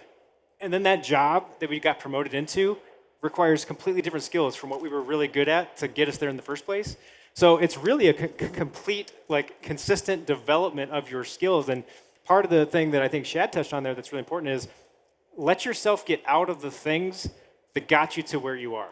And that sounds weird, right? But let yourself get out of that headspace so that you can start to elevate and think a little bit more strategically about what you're doing and think more about developing your team and working with them in different ways. So I think that's a really, really good And point. one thing I'd like to point out too is like understanding that leadership is an action. You know, it's literally an action. It's not a job. So there's always gonna be eyes on you when you're a leader. There's always gonna be eyes on you waiting for that next mistake, and it's gonna happen at some point. But just owning it, and it's okay. But just remember that leadership is an action. It's not a position. John, how about you from a challenges and opportunities kind of perspective? What are you seeing right now in your space? Yeah, I think oftentimes, you know, you're talking about, everyone wants to talk about the labor issue. And I think, you know, everyone has their different opinions. One of the things that I actually recently just heard this put in a different way, just on Thursday, about, you know, whether you call it a labor crisis or not, is that what did happen during COVID and during lockdown is that a huge portion of the workforce were told that they did not matter, either by their bosses, by the government. They're like, you don't matter. Go home. We don't need you. And now these people are coming out, or they're not. They're staying at home. Other people are taking care of them financially. And so now we have these employees that are coming to us, and whether it's their first job since COVID or their first job ever, now we have to, in a very short amount of time, show them and prove to them that we think they matter. And I think that's the hardest thing, because they're not going to care about us. They're not going to care about the job if they don't feel like we care about them. And that's where, like, you know, we're always trying, whether it's onboarding or interviewing process, specifically going like, how can we in the short amount of time, like it doesn't, like saying that, like you care as a human, not just a warm body. Like, we hire for people to, like, one of the questions that the managers have to answer before they hire somebody is that, is this person going to make it easier or harder to take care of the rest of my team members? And that's where it comes down to, is it all comes down to people. Is all your decisions you have to make, which sometimes are a lot of decisions, is like, is this going to be able to help me is this going to help or hurt me taking care of my team? Go a little deeper on that. So I want to know, like, is there one kind of concrete example that you all kind of have put in place to help you do that faster, right? Because relationships, ultimately, they take time. Like, and we'll talk about that later in a different thing. But how do you do that? How do you tactically say, okay, I need to make sure that person feels like they matter? Yeah, so I mean, a lot of it is on our onboarding. It's specifically like they come in for a couple hours in our training program. We have videos and pictures, bios, seeing our support team, our owners. They get to see my face a lot, which is sometimes that may make them not want to stay with our company. Yep. But unfortunately, there's no other options. So, but it's just the little tiny things. It's like, you know, our training platforms on their phone, their managers. There's dead space in the onboarding process where the manager could run off and go do other things if they have to in an emergency. But they're specifically trained, and we're telling them, like, get to know this person, like, talk to them, get to know you. You just only spent like an hour or two max before you brought them on board. So, like, ask them what their likes or dislikes are. Like, you know, we're giving them a tour, they're getting to meet people, and like, you know, we're walking, like today and like this week, we're walking around, we're seeing all the different ways that we can throw money into the car wash. And it's whether it's the newest, shiniest piece of equipment or whatever. And at the end of the day, like, the equipment, anybody can do the equipment. Anybody can. And it's the people that makes your company separate, different. And so it's one of those things that we tell our employees, our managers know exactly of, like, hey, not only like this person we're not trying to hire somebody just to solve a problem. Like, this person is like, we're investing in this a lot of money. We break down the exact cost of how much it costs to have someone with us for 2 weeks, and that helps that balance. But you're getting to know this person. This person is being welcomed into the family. So Nice, very helpful, very helpful. So if you all have not watched what we do on a consistent basis or don't listen to the podcast, one of the things that we really focus on is one key takeaway every time you're doing something with us. So I hope that as we continue to have these conversations, you'll get that one key takeaway. There's lots of opportunities on the show floor to get key takeaways. Guess what? It only takes one to pay for the trip that you took to be here. So super valuable stuff. If you've got questions, get them kind of queued up in your brain, and we'll do those here in a minute or two. But I want to hear from Iona. What are some of the challenges you've kind of seen, or what are you really working on? I think in the full service flex world, my biggest challenge, and it will always be the biggest challenge in that world, is labor cost. And so it's, hiring people and getting the right people in, but it's more so about balancing how many people you have to have on staff and to pay to be there to clean the interiors of vehicles. And that's flexible scheduling, like I talked about. It's over communication with the employees. Before they're even hired, we tell them, this job is going to be weather dependent. If we're not cleaning the interior of cars and we don't have anything else for y'all to clean, we're probably going to have to cut your hours. But we live in Colorado. I'm from Colorado, and so with the rising minimum wage and trying to balance having 30 people on staff, and when they come in and balance that with how many interior car washes we get, I would say that's been a huge challenge. Is there anything that you're doing that's really helping in that space? Anything that you've put in place that works?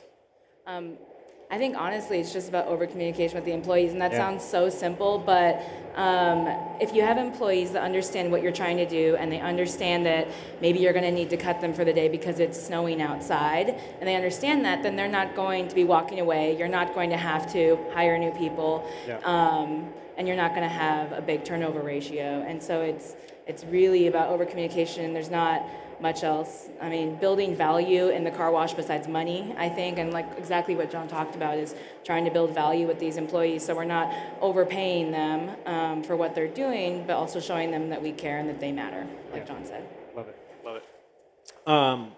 Let's take a little bit of a shift here. So those are some great challenges and opportunities that we just talked about, but let's take a little bit of a shift back about you all, right? Because you guys are on the stage. We get to talk about you. Talk to me a little bit about, let's go down to Shad. Talk to me about what's been really helpful for you in your growth as a manager in this industry. Reaching out to old coaches of mine that I've wrestled for or played football for, and them just give me advice, personal advice that they've done and how they've managed their football teams, our wrestling teams, things like that. Talking to other people in the industry, networking out here and meeting other people in the car wash industry and having some one-on-one time with them and just seeing what's working for them, what's not working for them. That's helped me a ton. Reading different leadership books, and then our teams reading books together as a unit has really helped us. But for me, I think just being out here and networking and learning about the car wash industry and seeing that there's other people facing the same challenges that I'm facing and that I'm not alone, and asking for help where help is needed is not a weakness. It's just trying to become a better version of yourself. So I just think constant communication with other people in the industry, reaching out to people that you know that are in leadership roles, coaching, people that you admire and see the things that they're doing, how they're doing it. That's helped me a ton in my career. Yeah, you will never know if they will share if you don't ask. Yeah. Right? It's easy. I think people want to share. Yeah. They have ideas. They want to share it with you. They want to help you become the best version of yourself. And sometimes you just got to ask. John, how about you? What's been helpful for you? Yeah, I would say two main things. One, of course, the networking,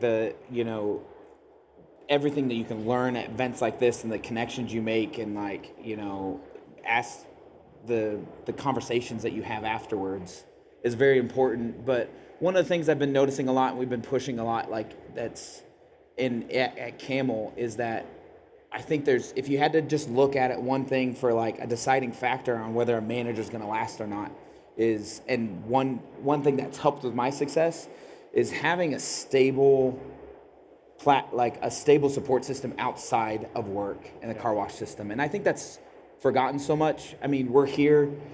None of us here are strangers to the 50, 60, 70-hour work week. And that's where, at the end of the day, this is just a job. This should not be our life. And I know that, things I tell people, I'm like, and that's, unfortunately, that's something that, you know, your workplace can't help you with that. And that's something we're pushing our managers to is like, there's a men's group, there's people I meet with, like there's people like that aren't connected to work that I can, express things, or they can call me out on my crap, or, whether it's, you go regularly throw axes, axe throwing, or, you're cycling or exercise or something outside of work that has nothing to do with work on a consistent basis, that you can talk to other people that, don't live, breathe, and sleep like car washing, is, I think, something that's extremely helpful and that's really been beneficial for me. Awesome. Iona, how about you? I think the number one thing that has made me the best manager I can be, and the number one thing I would tell anyone, is do everything that your employees do. Do everything that you ask your employees do. There is nothing that a manager should be too high up to do, right? I'm back there cleaning towels, right? I'm in the trenches every single week cleaning out the tunnel, not because I have to, but because I want to. It builds credibility, number one. It teaches you things every single day. And I think if an employee comes to me with a pain, right, and they say, we'll stick with laundry, the laundry machine isn't spraying water to rinse the towels. A, I might already know about it, and B, if I don't, they don't have to sit there and explain to me how the machine works before we can get to a solution, right? We move right on to a solution. And so I think it's being there, cleaning cars, making sure that you're in it with your employees. I love that advice. Yeah, it really is. At the end of the day, it's a team. Like, we're all on the same team, and we're trying to go to the same thing. So why can't you be just as much in the trenches with them when you need to be? Right? Yeah. Do we have any questions from the gallery here? So we've got one in the back. I don't think we've got a mic here, so I'm going to run one. We've got a runner coming back in the back corner here. I just ask that when you ask your question, that you tell us who you are and where you're from. Hello. Hi, my name is Danny Brown. I'm from Michigan. I'm a district manager of a car wash company. And my question is, how do you implement your long-term goals in your day-to-day operations? Because there's so much going on, so many moving parts. So how are you making sure you're planning for tomorrow in your day-to-day operations? Who wants to start that one? All right, Shad.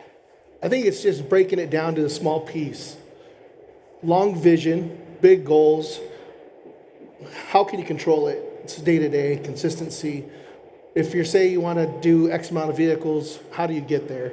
There's a really good book called The Art of War, and I recommend you read that. And it talks about how you break things down into smaller pieces in order to gain the long goal and to win the war.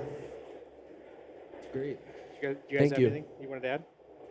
Yeah, I would say, in just a nutshell, is plan for the best, or expect the best, but plan for the worst. That's the thing, is have contingencies of like, okay, if what's the worst thing possible that can happen that could completely derail this, and how to plan for that. And I think, and also like what I was saying before, is involve other people in your plans. When you try to do things by yourselves, when you try to do it without proper, you have organizational tools, whatever happens to be, everyone has different opinions on that. Find the right one that works best for you, whether it's digital or paper, and have other people to hold you accountable. That's going to be the best way you're going to succeed. I would say delegate. We have a lot of really wonderful big picture ideas, right? We've got a lot of district managers and stuff. Delegate, because your employees can do so much more than you think that they can. And even if they fail, you have learned, what's the Thomas Edison quote, right? It's, I can't remember it right now. But even if they fail, you probably would have failed too when you were trying that way anyway. So might as well let them try and help you reach that goal, because they also want to reach that goal with you. And so delegate and trust your employees to do some of it. Yeah, one of the things too is like, one of the easiest way, it comes back to this consistency conversation, right?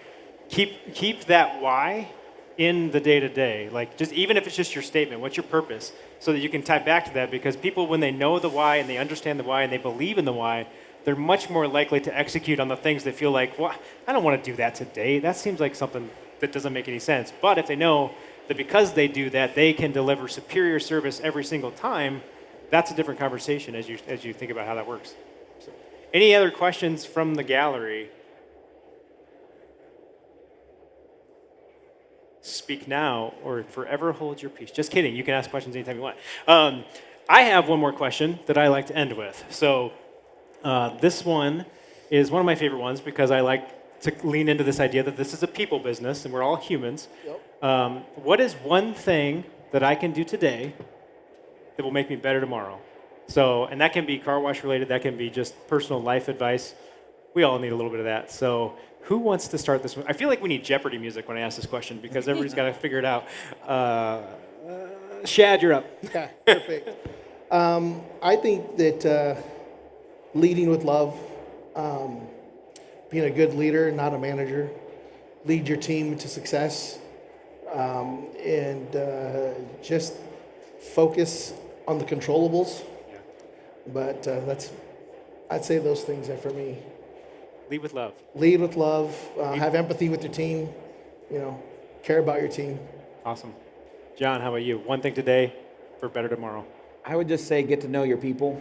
I was just this morning was reviewing the next couple months of birthdays and anniversaries and making plans and, setting up messages and, having conversations with people. So I think that's, there's all these different opinions and all this kind of stuff. And it's just, maybe you have somebody that's their first time at the show that's with you today, literally right now, and you can be getting to know them better and asking them questions. It comes down to never forget what your first day in the car wash industry was. I like to say this a lot is some of us have been doing this for a long time and just don't forget that of what your very first day was. And maybe there's that person that's with you. This is their first show or they're new to the car wash industry. So get to know them. Just be relational. Love that. Love that. Iona. I'll stick with the people trend, and I think it's about development and encouraging employees to the point where even if they don't stay in the industry, because we've got a lot of it where car washing is kind of a transitional job for some people, right? They're transitioning from high school to somewhere else, or they're transitioning and they kind of stumble upon car washing on accident, which is wonderful, and we want them to stay with us, but sometimes they're not going to. So taking this employee today and developing them and encouraging them and helping them find themselves and what they're really passionate about, and then either finding them a space for them in the car wash world, or maybe finding a space for them in another world, but just seeing that development, them being better is gonna make tomorrow better no matter what they're doing. And I think that's very important. Perfect. That is a lot of great takeaways. So I hope you got at least one from this conversation. I aim for 7. So that way somebody gets one. How about a big round of applause for our panel? Thank you guys so much for being up here and sharing your story. Hey, here's the deal. So this was number 1 of many of these that we're going to do in the next 2 days. We're going to let these folks go, and then we're going to play Plinko, right now. So that's my favorite game. We're going to play Plinko.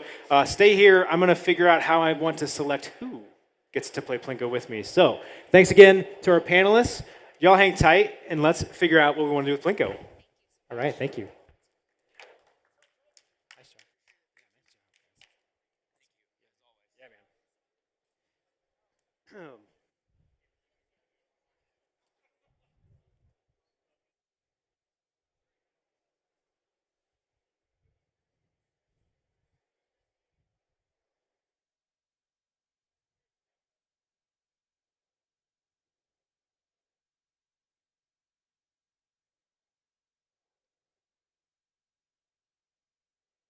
Joe, can you hear me? Joe, can you hear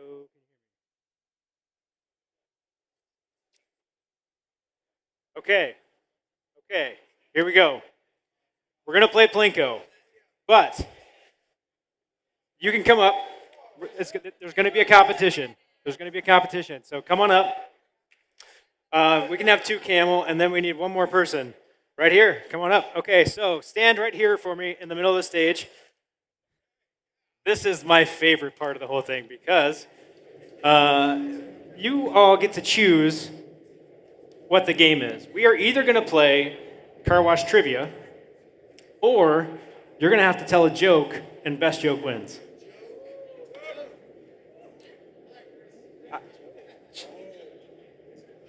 Do. Joke or trivia?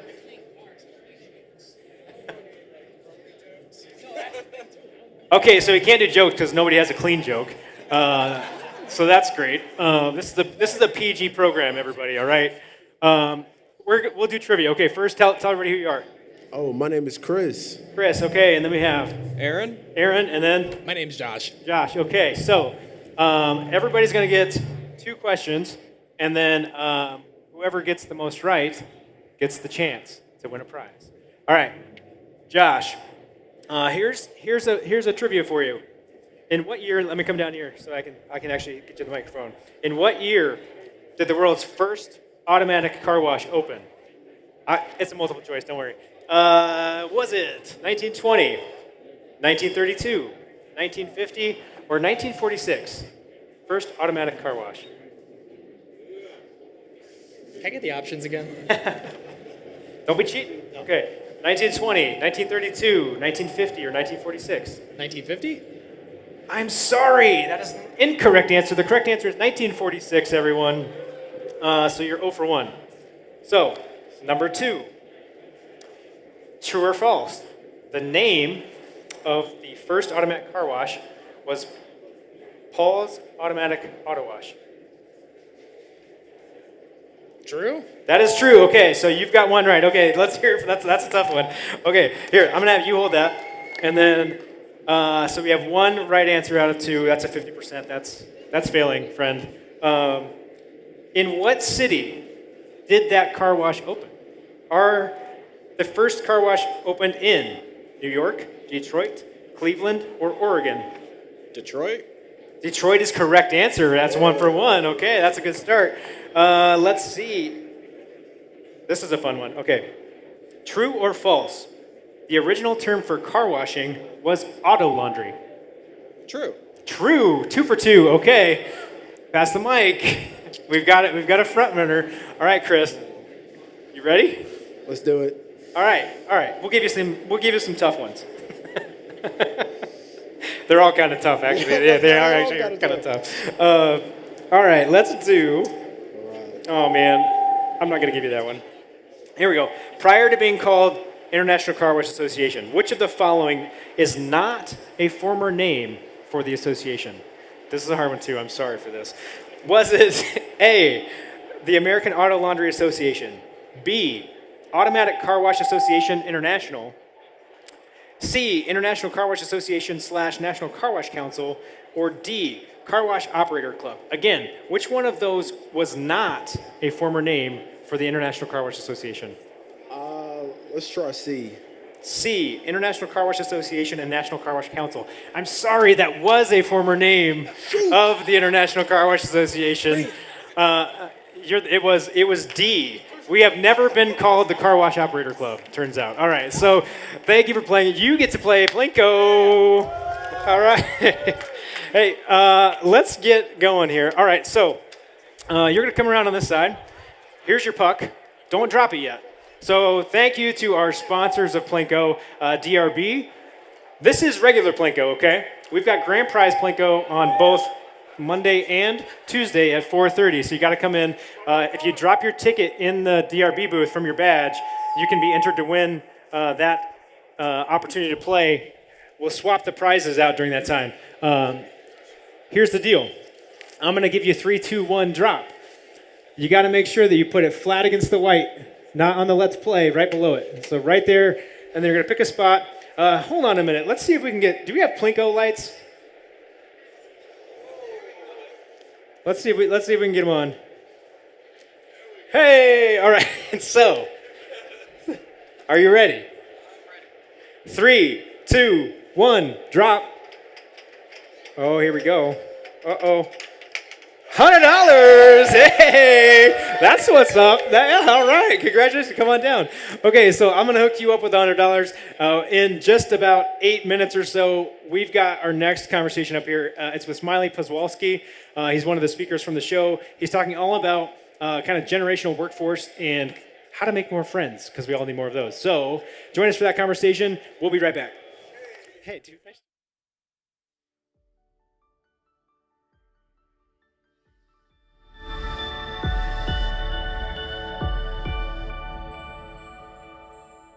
Hi, this is Herb Alston with 1031exchangesite.com. I'm so excited to be back at ICA this year in Las Vegas. I'm going to be hosting 2 Pitch 20 presentations on 1031 Exchange. It's so important to know your options when selling your car wash. And I am going to have qualified intermediaries and speakers on different options available when selling your car wash. So come join us Monday at 2:30 or Tuesday at 2 for our presentation and Pitch 20 seminars on 1031 Exchange. Look forward to seeing you. Have a great day.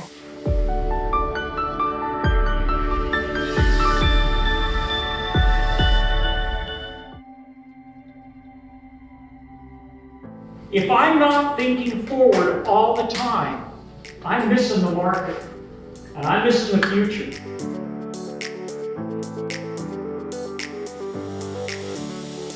There's a lot of things I'm going to be taking back, but I think the biggest takeaways I would have is just some of the strategies, some of the new ideas, some of the different ways of thinking to impact the business. Through this, it makes me want to be a better person, because the lessons here are not just business lessons or leadership lessons, they're life lessons. It makes you really want to focus on doing the right thing all the time. One of the most important tools in your bag is yourself, and continuing to refine yourself and work on yourself so that you can be the best you can be for your people and your organization. Everything boils down to building relationships. No matter what it is that we're dealing with our locations, everything boils down to building those relationships, internal and external relationships. You know, having the collaboration of other people and other minds.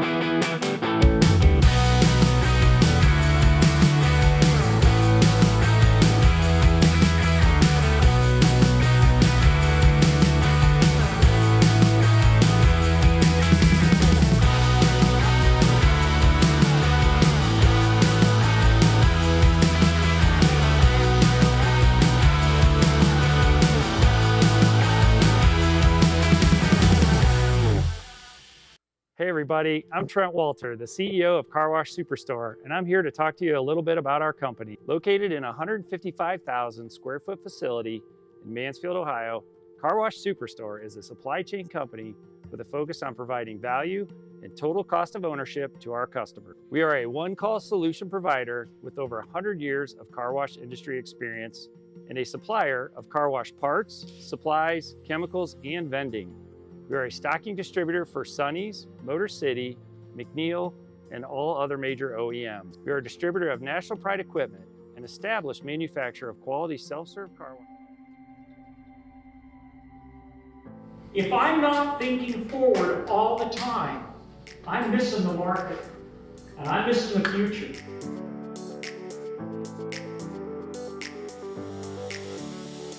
There's a lot of things I'm going to be taking back, but I think the biggest takeaways I would have is just some of the strategies, some of the new ideas, some of the different ways of thinking to impact the business.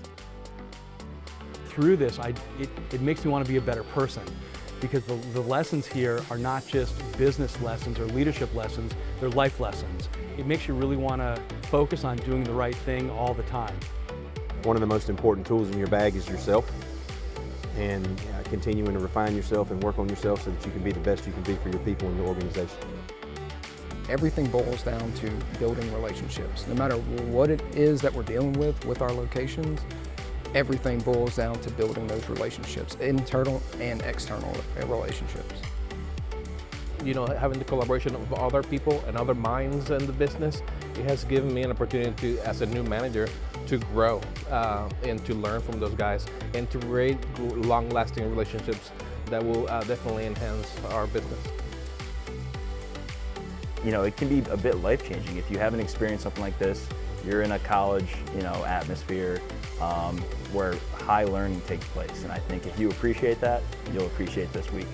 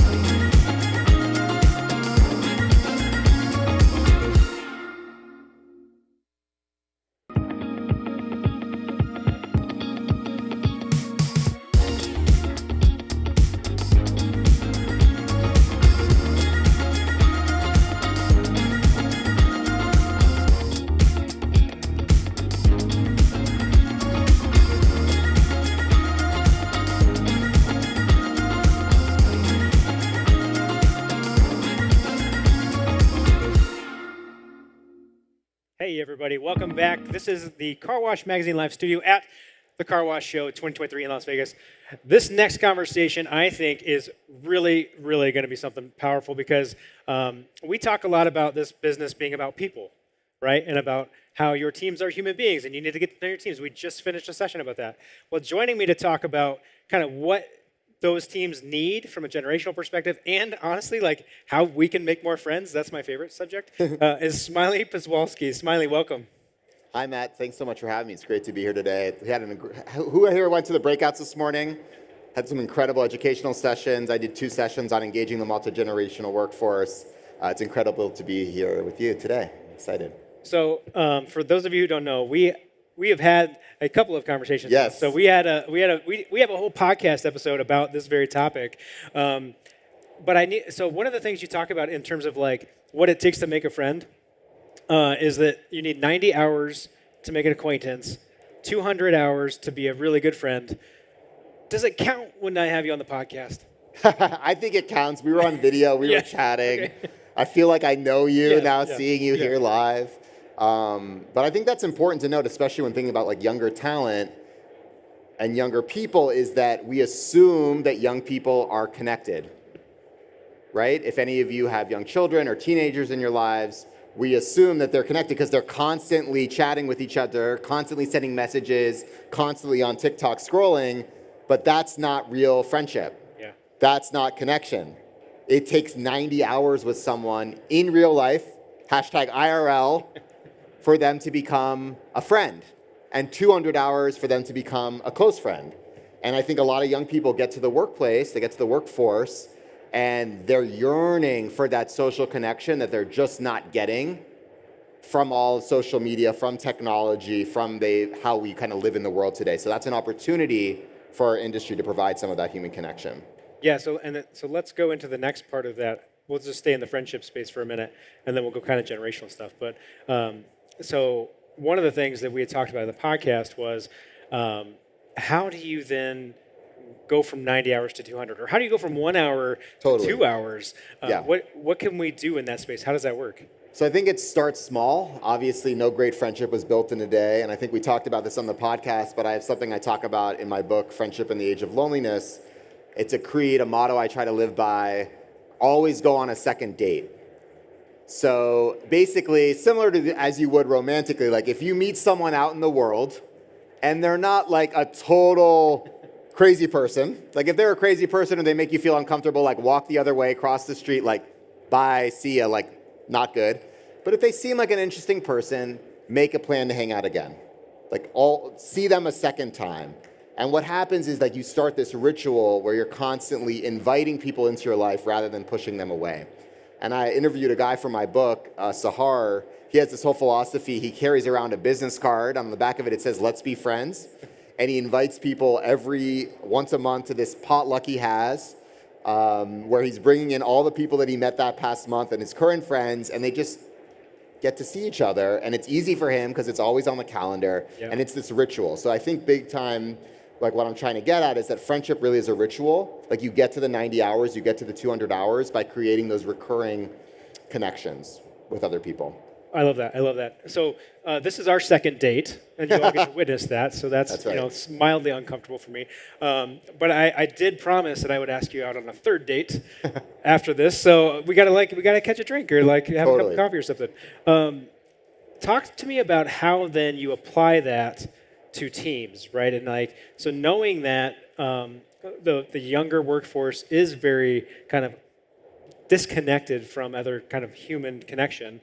How do you do that? How do you bring that into your kind of team philosophy? Yeah, I think it starts from day one. You know, for those of you that attended my session this morning, I talked about this, but thinking about onboarding as a community building exercise, not just a content delivery exercise. So we often think about onboarding and training as, hey, here's what you need to know about working here. Here's how to do the job. Here's how to get set up. Here's everything you need to know about how the equipment works. That's all important. I'm not saying it's not important. They can't do their job without that. It's also the very first opportunity that they're getting to know each other. Thus, it becomes the best opportunity for people to make a new friend. When you talk to a lot of people about onboarding, the most valuable thing that they get from it is, did I make a new friend? Did I meet somebody else that was being onboarded that I want to talk to? Was I able to turn to someone next to me and say, hey, I don't really understand what's going on here. Me neither. Let's be friends. So from day one, you're creating a culture where people feel like they can get to know each other. Maybe you're assigning them an onboarding buddy to go through onboarding with. Maybe you're assigning them right out of the gate a mentor, someone who's been with the company for 5 years or 10 years, who has a lot more experience to kind of guide you through your first couple of weeks of work. So you're immediately creating a culture of connection. And I think then from moving on from there, similar to what I was just saying before, it's about those rituals. Yeah. Whatever you can do to create that cadence of connection. So maybe it's those weekly team meetings, feedback Fridays where people are sharing feedback on a Friday, gratitude Mondays where people just share one thing they're grateful for from the weekend, lunch and learns where maybe people over lunch are sharing something that they learned or sharing something that's important to them or their family, or maybe they just recently went on a trip and want to talk about that vacation. You're creating that culture where connection is recurring, it's ongoing, it's reciprocal, so it's not in one direction, and people feel like they're not just going to be working at work, that they're going to be connecting, and that connection, that human connection, is part of their role, and it's actually celebrated by leadership. Yeah. It's not like, oh, do this at happy hour. Oh, we'll do that at the at a pizza party, once every couple of months. It's like, no, we're going to do that every single day. We're going to have that opportunity for that connection within the workday. Well, yeah, I mean, part of that challenge, right, is like you can't do training. You can't expect your employees to train outside of working hours, so you shouldn't really rely on them to make the connections with their teammates outside of working hours. You got to make that part of the culture. You got to operationalize that, put it in all the systems and all the things, and like you said, show that that's a valuable piece of that team. Exactly. So let's move a little bit towards other needs for kind of this generation of folks, right? How is this next generation, Generation Z, different from what maybe we're used to? Yeah, so I think the first piece when it comes to Gen Z is we have to understand the context in which they're growing up. So this is Gen Z, born after 1997. Some people call them iGen or the smartphone generation. This is a generation that does not know a world without iPhones. Literally, they were born into a world where with 2 clicks, a swipe right, a double tap, I can get food, a hotel room, I can book a flight, I can get a date, I can fall in love, maybe, probably not. And then they get to the workplace, and suddenly it's like, wait, I can't just swipe right to find meaningful work. I can't just swipe right to get promoted. I can't swipe right and change my job title. It's like your third day, you're not changing your job title. But the expectations for that speed, digital, personalized updates when it comes to hiring. We were talking about this earlier, but if you tell a Gen Zer, if they apply on kind of an automated form, hey, we'll get back to you about this role, this position in 3 weeks. 3 weeks? This person doesn't remember what happened 3 hours ago. They've been scrolling TikTok for the last 3 hours. They've seen 55 different things in the last 3 hours. And you say, we'll get back to you in 3 weeks about that position you applied for. They're out the door. You've lost them before you even had them. They're gone. So we have to be much more fast when it comes to our hiring. It has to be more personalized. Who is this person? What are their dreams? What else is going on? A lot of people call Gen Z the slash generation, right? So like, I work at a car wash, / I'm a DJ, / I'm a content creator, / I'm an entrepreneur. And sometimes we roll our eyes and are like, okay, yeah, but what am I paying you to do? Like, do your job. But if we kind of say, hey, we celebrate those other things that you care about, we want that to be part of your life, we honor that, we see that, you can do that and get your job done. Yeah. So it's kind of that like seesaw of expectations. Here's what you're responsible for. No, you can't just like automatically come in at noon if you said you were going to be here at 8 a.m. And I want to get to know you as a whole person beyond just the checklist of things you're responsible for. Yeah, I mean, it's almost like if you put this in an old school mentality, it's really like making sure that you are keeping conversations going, right? Like, so in a recruiting process, it used to be like, well, we better keep that lead warm and like call them again or send them a letter or send them an email. So it's really just that mindset on speed because it's like, oh, I need to text them back. I need to like validate them that they applied for the thing and that we are thinking about them and we're considering what they asked us. Yeah, and I shared this morning. I interviewed Justin Alford. I don't know if any of you know Justin. Founder of Benny's Car Wash in Baton Rouge, Louisiana, and he was talking about the name of the game, the word of the day that he always comes back to when he thinks about next generation talent, but frankly just talent and hiring today is flexibility. Yeah. It's flexibility. And a lot of times we hear flexibility, we think, oh, that means work from anywhere, or like, people can work from their laptop at, some remote location. That's not what it is. It's that people have the ability to reimagine their purpose, their potential within their role, within them working for us. It's not just work from anywhere. It's the flexibility to say, someone's like, look, on Wednesdays at 3 o'clock, I don't have childcare. Yeah. We got to work together on that. Or my mom is sick. The next few weeks are going to be really hard for me. And we understand that. Or, hey, after this is something else I really care about that it's also important in my life. Amazing. I want to support that. We're flexible. We might not be able to say yes to everything, but we create the culture where people feel like they can make those asks, can say what's on their mind, say what they need, and they're not going to be punished for it or shunned for it or kicked out for it. That we actually welcome that. That's kind of what we're getting at. And it's not just next-gen talent that wants that. Right. It's not just Gen Z or millennials. Frankly, everyone's looking for that. Yeah, everybody wants to feel better. I mean, you want to feel wanted and be a little think that there's a path. Sure. Yeah, absolutely. Well, I would actually love to have this conversation for a lot longer, but we're running short on time. And if we had this whole conversation, you wouldn't listen to the podcast. So yeah, you have definitely listen to the podcast. You have to listen to the rest of it. Smiley, thank you so much. We've got another panel coming up for you folks in just a couple of minutes, but thank you so much for being here. We'll have our third date soon. And name of your book again? Friendship in the Age of Loneliness. Perfect. Friendship in the Age of Loneliness. I've started it. I'm only a couple chapters in, but it's good so far. I can give it that ringing endorsement. Good so far. All right. All right, so Smiley, thanks you. for having me. Yeah, you bet. Thanks to the Car Wash Show for having me. It's great to be with all of you. Thank you. We've got a tour coming up just to kill the space between, if you will.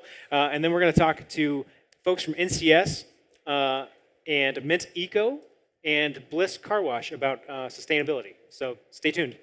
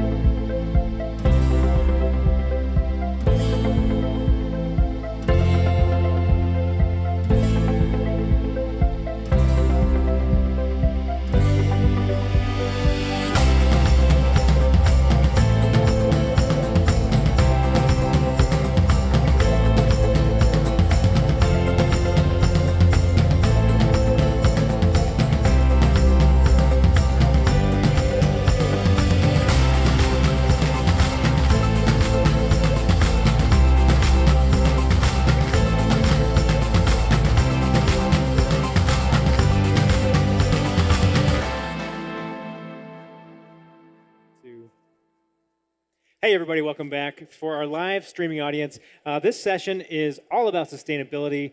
Thanks for tuning in from home. You made a poor choice, though, because the real fun is where we are today, which is in Las Vegas at the Car Wash Show 2023.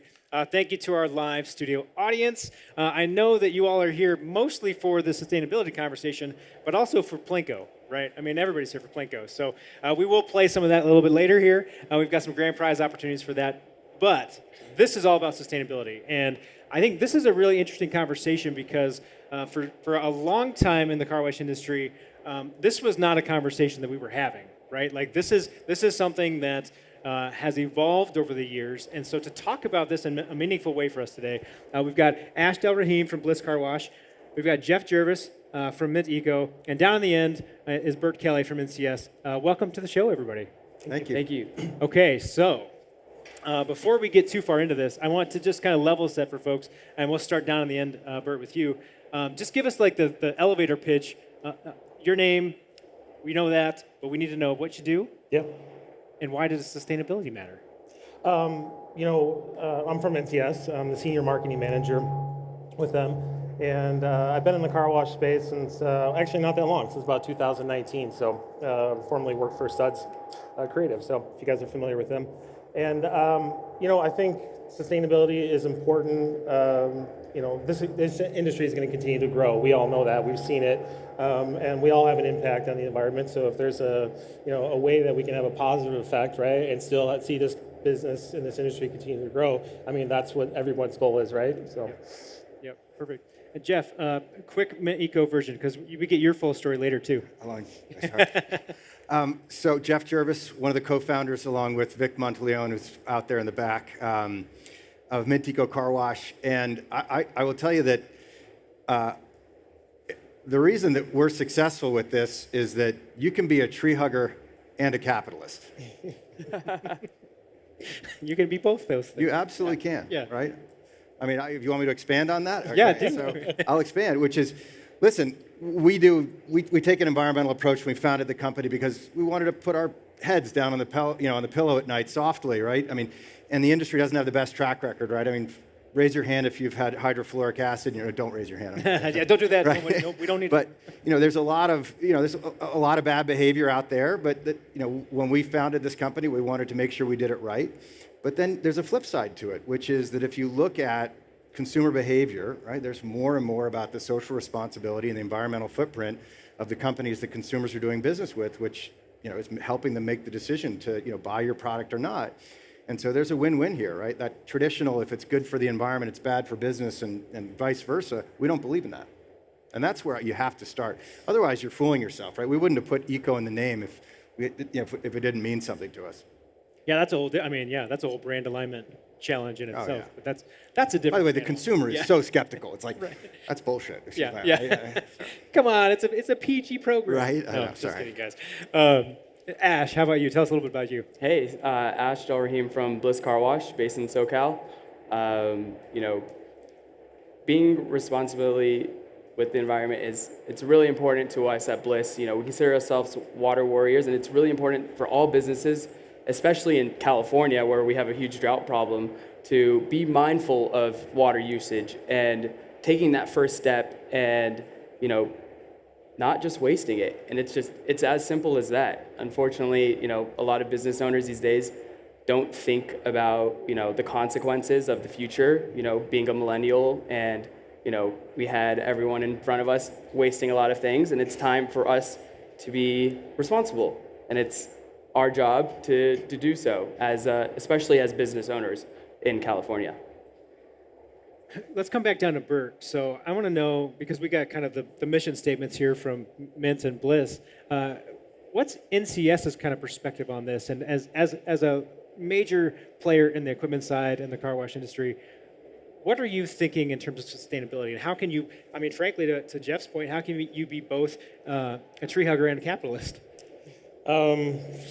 That's a good question. Our view, obviously, on sustainability is, we want to produce products, right, that will help, operators, run their washes more efficiently, right, which will also help them reduce their energy consumption, right, which is I don't know, I guess which will help with their sustainability, right, within the environment. So, we're always looking for new and innovative ways, right, to help everybody get on board, I guess. So, if I can interject, when we set out on the mission to be environmentally sensitive, minimize our footprint, we went to the chief chemist at NCS, and we had a long dialogue with them about how to craft our chemistry. And so you guys really helped us do this from the start. And I will tell you that I was, whether it was running through SDS sheets or whatever it was on the chemistry side, these guys have been a great partner in helping us realize our vision as well. So chemistry is one thing, right? So like, Bert, maybe talk a little bit about that. Like, what are you all doing, and how is it going kind of through all the lines, right, from a sustainability? well, yeah, so like we recently worked with Hanover Research to kind of get a better idea and an understanding of what kind of things are being talked about in the industry, right, and where we think the industry is heading in regards to sustainability, right? So I think, to probably no one's surprise, like water dominates the conversation, right? So, as the industry has continued to grow over the years, so has our reclaim processes, right? So, today reclaimed water is generally somewhere between 1.9 to 4.9 gallons, for every gallon of fresh water that's being used. So, that's been great for operators, right? They've helped them save a lot of money on water and sewer costs, but it's also been great for the environment because, it reduces water waste. So, another big topic of discussion that we kind of found out from our research was, the use of environmentally friendly chemicals, like you said. So, there's lots of operators out there that are promoting their use of biodegradable, right, chemicals that don't have other ingredients, harsh ingredients like phosphates or kerosene or silicone, right? So, it's a very strong marketing message for them, right? And as consumers, and as that message grows, and consumers start to see that message, everywhere, it creates a lot of demand. Like they want to be part of, Jeff's Wash because they know he's socially responsible, right? So, so that was another, big topic that we that we found out from our research. And then I think the last main topic that we saw a lot of conversation about was about energy consumption. So, on the equipment side, there's a discussion about using variable frequency drivers, so VFDs, right? And these controllers help regulate the frequency and voltage of a lot of the motors that are going to be running most of the equipment within your wash. So, when you can regulate those things, obviously it's going to reduce your consumption of energy, but also save the operators costs. So, LED lights was also another big topic. So. They know there's going to be more of an upfront cost, right, for those, but operators are opting into using those because they know in the long run that they're going to save, right? So LED lights, can save you anywhere between 50 to 80%, right, on your energy consumption, but also, they're less maintenance, right? So, less time you're spending in there changing out lights. So, and then I think the last part of that, as far as energy consumption, is there's been some talk about solar panels, and I don't know if anybody out there is using solar panels at the moment, but car wash sites are really ideal for, most of them are really ideal for solar panels, right? So you have large roofs, or you just have large plots that either give you ample room to do ground mounts or to do roof mounts. So the average house in America, right? They consume 10,000 to 11,000 kilowatt hours a year, right? A wash can consume that in a month, right? So if you're looking for ways, to reduce those costs, for you, those are some things that you can do, like I said, look into solar, look into LED, look into VFDs. So, Ash, there was something that Bert touched on that triggered something for you. Yeah, go ahead. I think it's, when we were coming up with the Bliss concept, it was really important for us to look at two elements in California that is a huge problem. One being water and another being real estate. So how did we, take that and develop Bliss is we reduced our footprint tremendously. So, not going with the standard 200, 150 foot tunnels, but reducing that to a size that still leads to a car that is clean, dry, and protected, to give extra value to our customers while reducing our footprint. And the highlight of it, and Jeff and I were talking about this earlier, was we're only using 50 gallons of total water, and of the 50 gallons that we're using, 24 is fresh. And we know that for a fact because if we were using smart meters that we can lively track every gallon of water that's being outputted on every car at any given moment. So just reducing that footprint is, lights out and helps with the real estate component too. Well, sure, yeah. It's easier to find a lot to put a 65 to 85 foot piece of tunnel equipment on as opposed to a 150 or 200 foot, right? Mm-hmm. Well, and talk to me a little bit about from Bliss's perspective, right?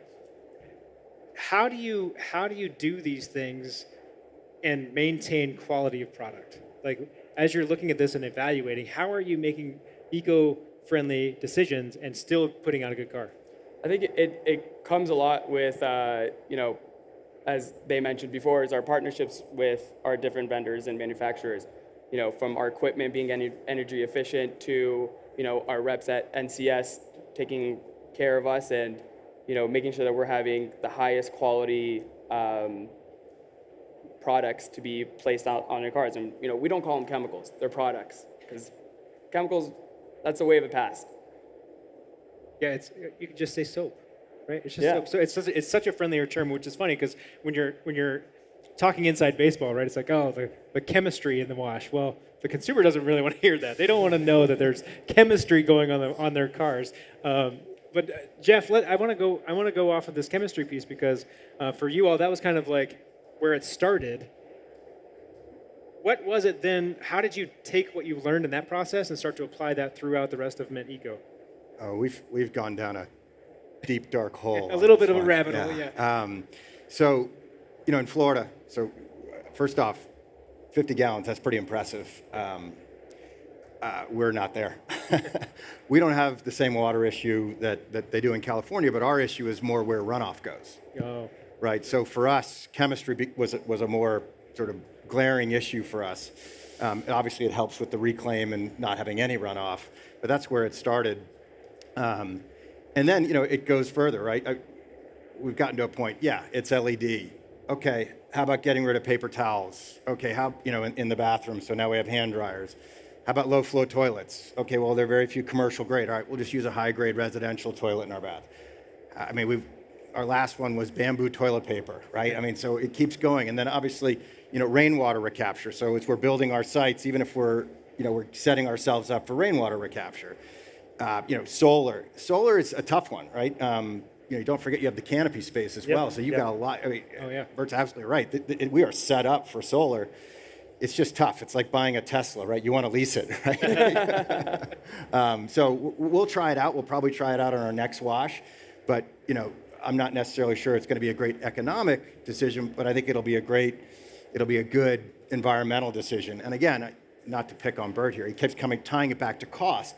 At some point, you're going to kill yourself if you keep going through and everything having to have the right cost-benefit analysis.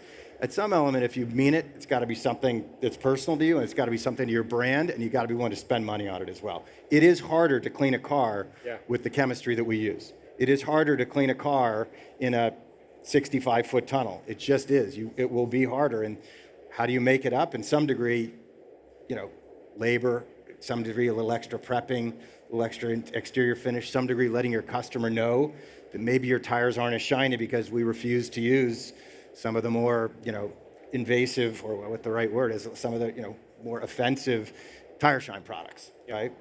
Well, the other piece of it too is I think that sustainability is becoming easier is maybe the wrong word, but you can produce a better car because of what's going on in the subscription space because people are washing more frequently. So you're not having to attack those bugs quite as much because your monthly members are coming through and they're starting with a clean car. So for them, it's like, oh, yeah, this is great. This works great. And I get the benefit of it being sustainable and good for the planet and all of the good vibes that go with me taking my wash through and being really excited about the experience I just had. I think that's a huge piece of it that I think is why this conversation comes up from a consumer perspective. Bert, like you were saying, the research. ICA is seeing the same thing in our consumer study. It used to be when we would do that study, we would test and see like, well, why do people want to wash their cars, and like, how do they choose? And environmental like responsibility was not even like, I don't think it was top 10. It was maybe like 10 in terms of a factor that drove their decision. And now we've seen that creeping up. Yeah, for sure. What else in that research for you do you think was maybe surprising? And the stuff, and when you all went out and you were looking at the things you could do with variable frequency drives, or from a messaging perspective, what was maybe kind of something that caught you off guard?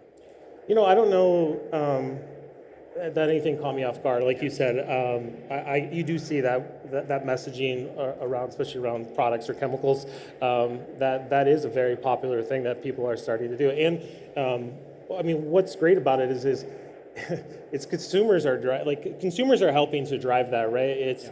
It's you know, you want to be more environmentally friendly, like you want to be able to use those products that are more sustainable. But sometimes it's a hard push, right, in an industry to get everybody moving forward in the same direction. But when your consumers and your customers get involved, it's a great benefit. It's a great help to progress that forward. So yeah, it makes it a little bit easier with the customer because I want eco-friendly. Yeah.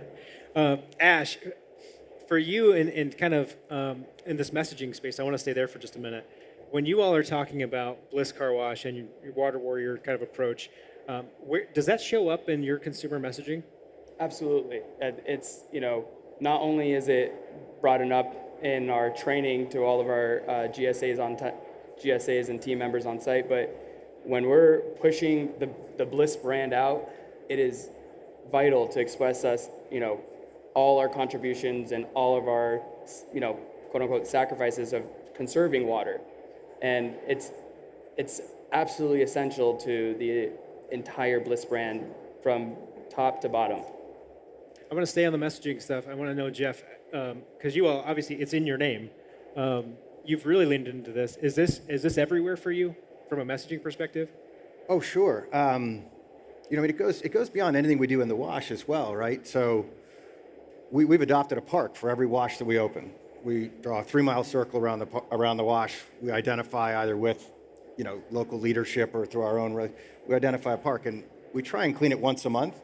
But we'll do it both with corporate staff, and then we'll bring some of the wash staff as well, and make sure that they understand what we're doing here, right? It's a community outreach and an environmental messaging thing. And again, there's no ROI on that you can quantify. But I will tell you that, not to get too far off topic, but our relationship with our communities is differentiated as well because of just this attitude with respect to responsibility, whether it be environmental, community, or otherwise. Yeah, I think that's a super important piece of it, is just seeing how you show up in that space, right? And it's one thing if you're using, you know, lots of single-use plastics and dumping your effluent in a bad spot. That's not going to be good for the community. They're not going to like you very much. Let's shift gears, though. We could go down a rabbit hole with that. Let's shift into, I want to talk about as you grow. How do you scale this thing, right? Because we've talked a little bit about the economics of it. It is more expensive. It is harder to do some of these things. Jeff, you guys are growing at a pretty good clip. How are you scaling with this approach? Ooh, it's not the most efficient scaling when it comes to, you know, things like adopting a park. So that's linear growth in the number of parks we're adopting, which we love. But with respect to the chemistry, with respect to the automation, with respect to what's going on in the tunnel, it's kind of easy to scale, right? Vic and the team have really, you know, they dove into this issue, and now it's just a matter of our relationship, our conversations with with NCS and with our other equipment and chemical relationships. It's now part of the conversation, so it's scaling with us as we go. And so, you know, we know that our contractors understand what we're doing, and it's not necessarily something we have to do once we make the decision, sort of set it in motion. So it's easy to scale. The issue is, the hard thing is to make the decision at the base level. Yeah. Then I think it's easy to scale. Yeah, you don't want to scale garbage, right? No, as a matter of fact, I mean, candidly, you're making everything more efficient once you've made these decisions. If you know that you're going to use a reclaim system, if you know you're going to be using these types of chemistry, you can start to, you know, pre-identify the right equipment for that type of chemistry program as well. So. But again, this is where Vic makes all the money. Yeah, right, yeah. Ash, how about you? Same kind of question, because you all are on a pretty good growth path too. as you're kind of building this out, where does this scale? How does this scale for you? I think, Jeff brings up a great point. It started with our founder, David, and, he set the bar, he set the tone very early on of how we want it to go with Bliss, and really engraving the Water Warrior message across the entire company, again, from bottom to top. So it makes everything else easy. The growth is easy. It's just, how you start, like Jeff said. Yeah, that's great advice. Let's talk then, how do you maintain culture of this thing, right? So how do you make sure that you keep your teams on kind of brand when it comes to this sustainability message and the eco? And let's start with you, Ash.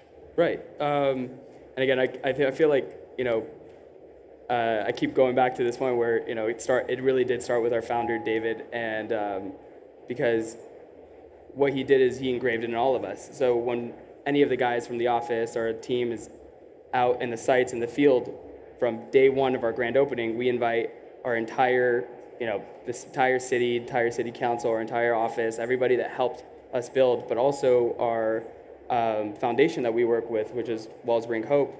So every car wash that we open, we actually build a freshwater well in Nigeria, Africa, to help with that. And I think seeing that at the grand opening really, and having Barbara, the founder, speak about that at our grand openings is really touches the hearts of our team members. And, they immediately get wrapped up in the culture and can't imagine going anywhere else after that. Yeah. How about you, Jeff? Same kind of question. How did you save the dig a well in Africa thing until this point? I mean, I would have led with that one. That's pretty good. You can't give up all your cards. I think exactly what Ash was saying. I'll just say it differently. It's clarity, clarity, clarity. Organizationally, as a leader, you have to provide clarity to every element of your, to every layer of your organization as to what you're about. And if you provide that clarity with respect to your environmental message, so your employee of the month, tie it back to something cultural, tie it back to something foundational. It's not highest degree of sales or this, that, the other.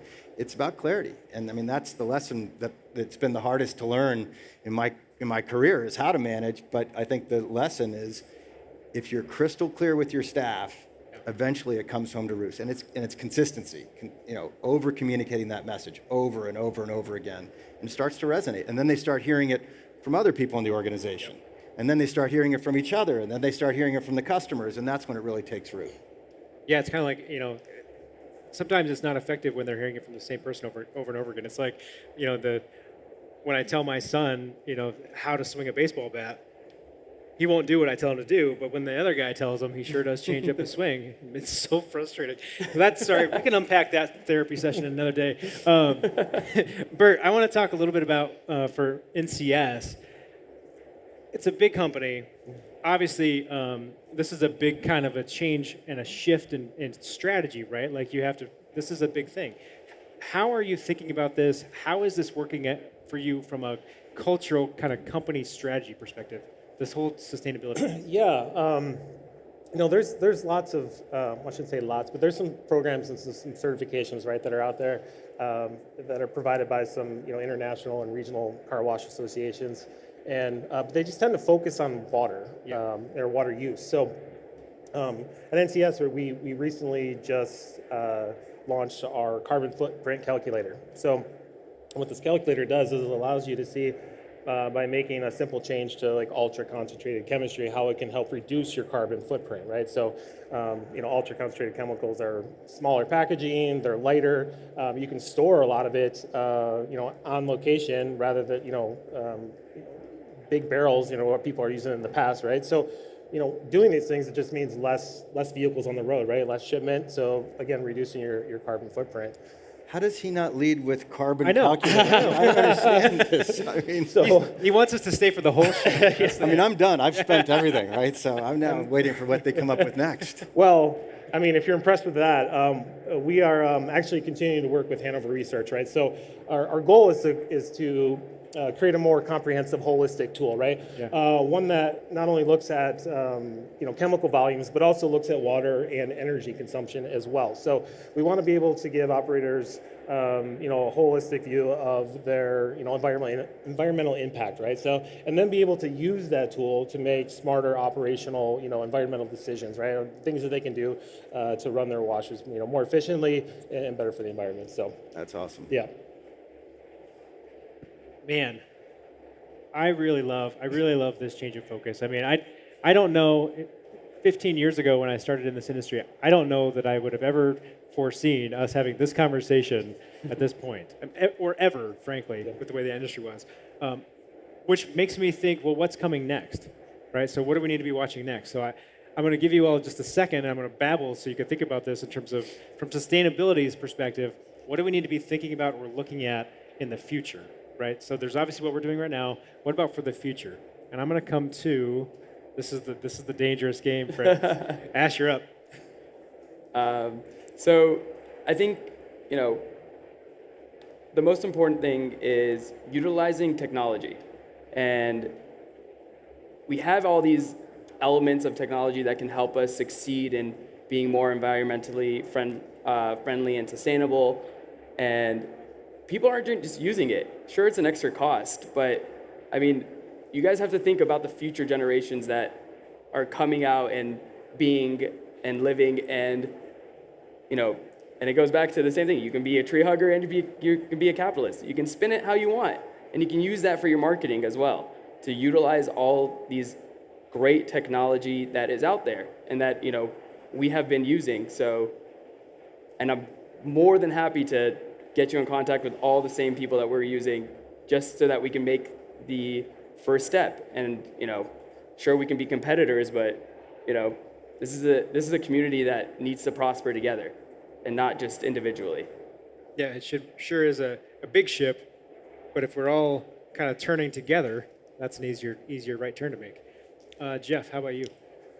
Well, I think that energy consumption is going to be a big one, and our ability to continue to get more efficient with respect to the machinery that we're using, and then also our ability to generate some level of our energy, whether it be solar or otherwise, on our sites. I think that's probably for us the next level. I would also say, we avoid something in this industry, which is noise is a pollutant. Anybody here stood by their dryers lately? What? Yeah, right? Right? I'd love to see, when I'm looking over at the silent dryers that NCS markets, I'd love to see that become a cost-effective element as well in the arsenal for all of us. I don't know if you guys have been over there. You can have a conversation underneath those dryers, whereas, let's be honest here, right? I mean, anybody want to live next to their site? That's zero, right? I mean, that's another element of our being environmentally conscious. Well, and one more thing I would say, I think you hit on something, everybody up here has hit on something, which is we have to start to share this knowledge. This industry has had, if you look back at the generations before, everybody was so secretive. They all thought that they had McDonald's secret sauce on everything we're doing, which is, hey, we're going to use a blower to dry the car. And it's like, wait a minute, everybody does that, right? So they all think it's so secret. We have to start sharing. So, what we've done, and our marketing director has led the effort here, Shannon Kessel, is that we have posted. Have we posted it yet? Next week, we're posting our first voluntary environmental audit of our site. Now, actually, if I had known about what you guys were doing, we could have done this in conjunction. And we're going to put it up there. To your point, Ash, everybody can see how, from a chemistry standpoint, and from what we look at from our environmental footprint, you can all go to our website, you can all see what we can do, and we can share, and we can make the world better together. Love that. That was my that was your African well and my carbon footprint calculator. That's your big moment. You saved it for almost the end. Bert, I want to know, what are you all working on, right? What are you working on? I don't know that we're working on anything outside of what we already talked about, today. But what I will say is, I guess with the direction that we need to head, or something that I guess that we can do better, is to have more NCS, to have more conversations like this, right? And to be a thought leader, for sustainability, because we're always going to be looking for ways to produce new products, right? That are going to be more sustainable, but unless we can get the message out and have more conversations like this and get everybody to, want to move forward and adapt to that, then, I mean, it doesn't really matter, so much if we're producing all these great products, because we can't make the change. We're one company. It takes everybody that's out there that's, in the grind every day doing these things to want to be part of this. So again, yeah, it's just us getting the message out and being a thought leader. I love that, Bert. Well, I mean, it's a very important message that NCS, as a company and one of the largest and leading companies in the industry, is taking a stand here, right? And kind of putting a stake in the ground and saying, this is what we're standing for and this is what we're doing. So kudos to you all. Thank you. Yeah. I have one more question. I see my clock is at 0. I'm still going to ask my question. Sorry, guys. What's one thing that we can do today to be better tomorrow? So that's my last question I like to ask. And then I have to ramble for a minute because I don't know if I told you guys I was going to ask this question. That's enough time. Let's go to the middle. Jeff, one thing I can do today to be better tomorrow. I think you can, as far as something we can do, or some advice I have for others. Advice for others. I think advice for others is sit down with your business partners, or if you're a sole proprietor, go look in the mirror and ask yourself what kind of business you want to have. Ask yourself if you really want to make this commitment. And I think most of us will answer yes. And that's, it's the old first thing I have to do is admit I have a problem, right? And that's part of it. I think we have to admit that that this is important to do. It's an important conversation to have, and that we're willing to have it. And then we figure out, I think what you're going to learn is that what you're going to come across as sacrifices are not really going to be sacrifices. They're going to have, whether it be, an altruistic element to them or a real marketing and consumer, a benefit for your top line. I think we probably I could never give you the real ROI on what we've done, but I would wager any amount of money that our environmental posture has earned us a lot more money than it's cost us. Yeah, I love that. Bert, how about you? One thing. I would say research. For us, I mean, we do a lot of research. So, if you're out there and you have questions, talk to your reps, reach out to us. I mean, we're full of information. There's no dumb questions. If you're trying to be more sustainable, talk to the people who know about it. So awesome. Ash, take us home. I think going back to the community aspect of it, we can come to the show in Vegas and Nashville, all over, and look at shiny new lights, shiny new equipment, but just look at your person right next to you and say, what are you doing? And just being a community when it comes to car washing. It's a small industry. It's really simple. And, together I think we can all get to a place where we set industry standards across the board and just go from there. I love it. Friends. I mean, look at the turnout. This is going to be much better than your next panel. Yeah. Well, we got you again, so there's that. This has been a fantastic conversation. Jeff, I'm going to ask you to stay here. How about a round of applause for our panelists up here? Thank you so much for this conversation. We're going to move right into more sustainability talk, but we're going to get a little more of a deep dive into Mint Eco Story and what they're doing. So can I ask Vic to come on up and join us on the stage? And Ash and Bert, thank you so much.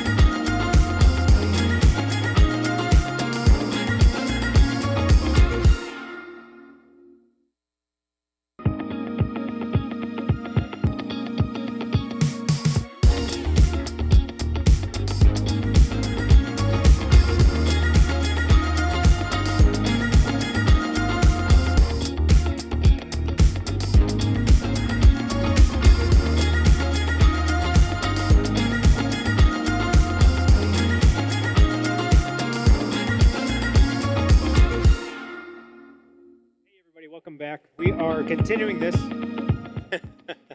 We are continuing this conversation about sustainability with a what they call in the business a segue, friends. So we're going to move into a conversation where we take that sustainability conversation and apply it to one company that's doing a really great job with this. But we're going to extend that story out a little bit to go beyond sustainability. And we've got Mint Eco's Jeff Jervis, who you just all saw, and Vic Monteleone over here in the lovely purple chair. They're all purple, though. It's okay. All right, so let's get into this a little bit. I want to talk about where did Mint kind of come from. We were talking a lot about in this last session about setting it all out ahead of time. Vic, why don't you start, because we've heard from Jeff a little bit today. Talk to us about the vision. Where did it come from? Yeah, so Jeff and I met in 2018. I had been in the industry about almost 20 years, and I was an anomaly in the industry, I think, out of the box anyway. I came in kind of a different path, and I expected the industry to really blow up in the early 2000s, and it took another 10, 15 years. It was crazy. And when I met Jeff, Jeff was at a position in his life where he really wanted to create something special, right? And everything we talked about, really just about a great company, being a good steward to the community and all that, was so important to me too. This is kind of my last run, and you learn so much over the years of what you would have liked to have done better when you look retrospectively back on your career, and I think we both did. And when we sat down conceptually, it was almost like we were interviewing each other. It's like, is this important to you? Is this important to you? And we had a lot of interest, and the industry has really done a lot of this, but it's never done a good job of communicating it, and now it's getting better. And listening to you guys, in the last session, I think in 10 years or 5 years, 10 years, it's going to be normal. Yeah. So. Talk to me. So the planning piece, I think, is super important. I really like that you all sat down and got really clear around your vision for the thing, right? What's really important? What do we want to do? What kind of business do we want to be? How do we want to treat our people? How do we want to show up in the environment? Talk to me about that process. Like, how did you get through that? That's a lot to conceptualize and think in the sky and be like, man, it'd be great if we did that. But then you had to do it. Yeah. A lot of time at the kitchen counter. I mean, hundreds of hours. It was one of those great creative processes, right? And I think going back and answer the question I want to answer, right? Which is, what made it work was that when Vic and I first started talking about doing this, we both made independently a statement that along the lines of, we want to build an extraordinary organization. We do not get out of bed, wash cars. By the way, I came from the finance industry. I have no real interest in washing cars. But we wanted to build an extraordinary organization, and we wanted to change an important industry. So we were on board with both of that. And so two things about this. One, build a great organization. It's all about culture. It's all about getting the right people in the chair and behaving appropriately. And then with respect to changing an important industry, I don't think this, you want to know the biggest disconnect that I think exists? Is that our industry doesn't realize how important it is. The automobile is the second most important investment or expensive investment, right, that an American ever makes. Almost every city except for maybe Manhattan and maybe downtown San Francisco is a car culture city, right?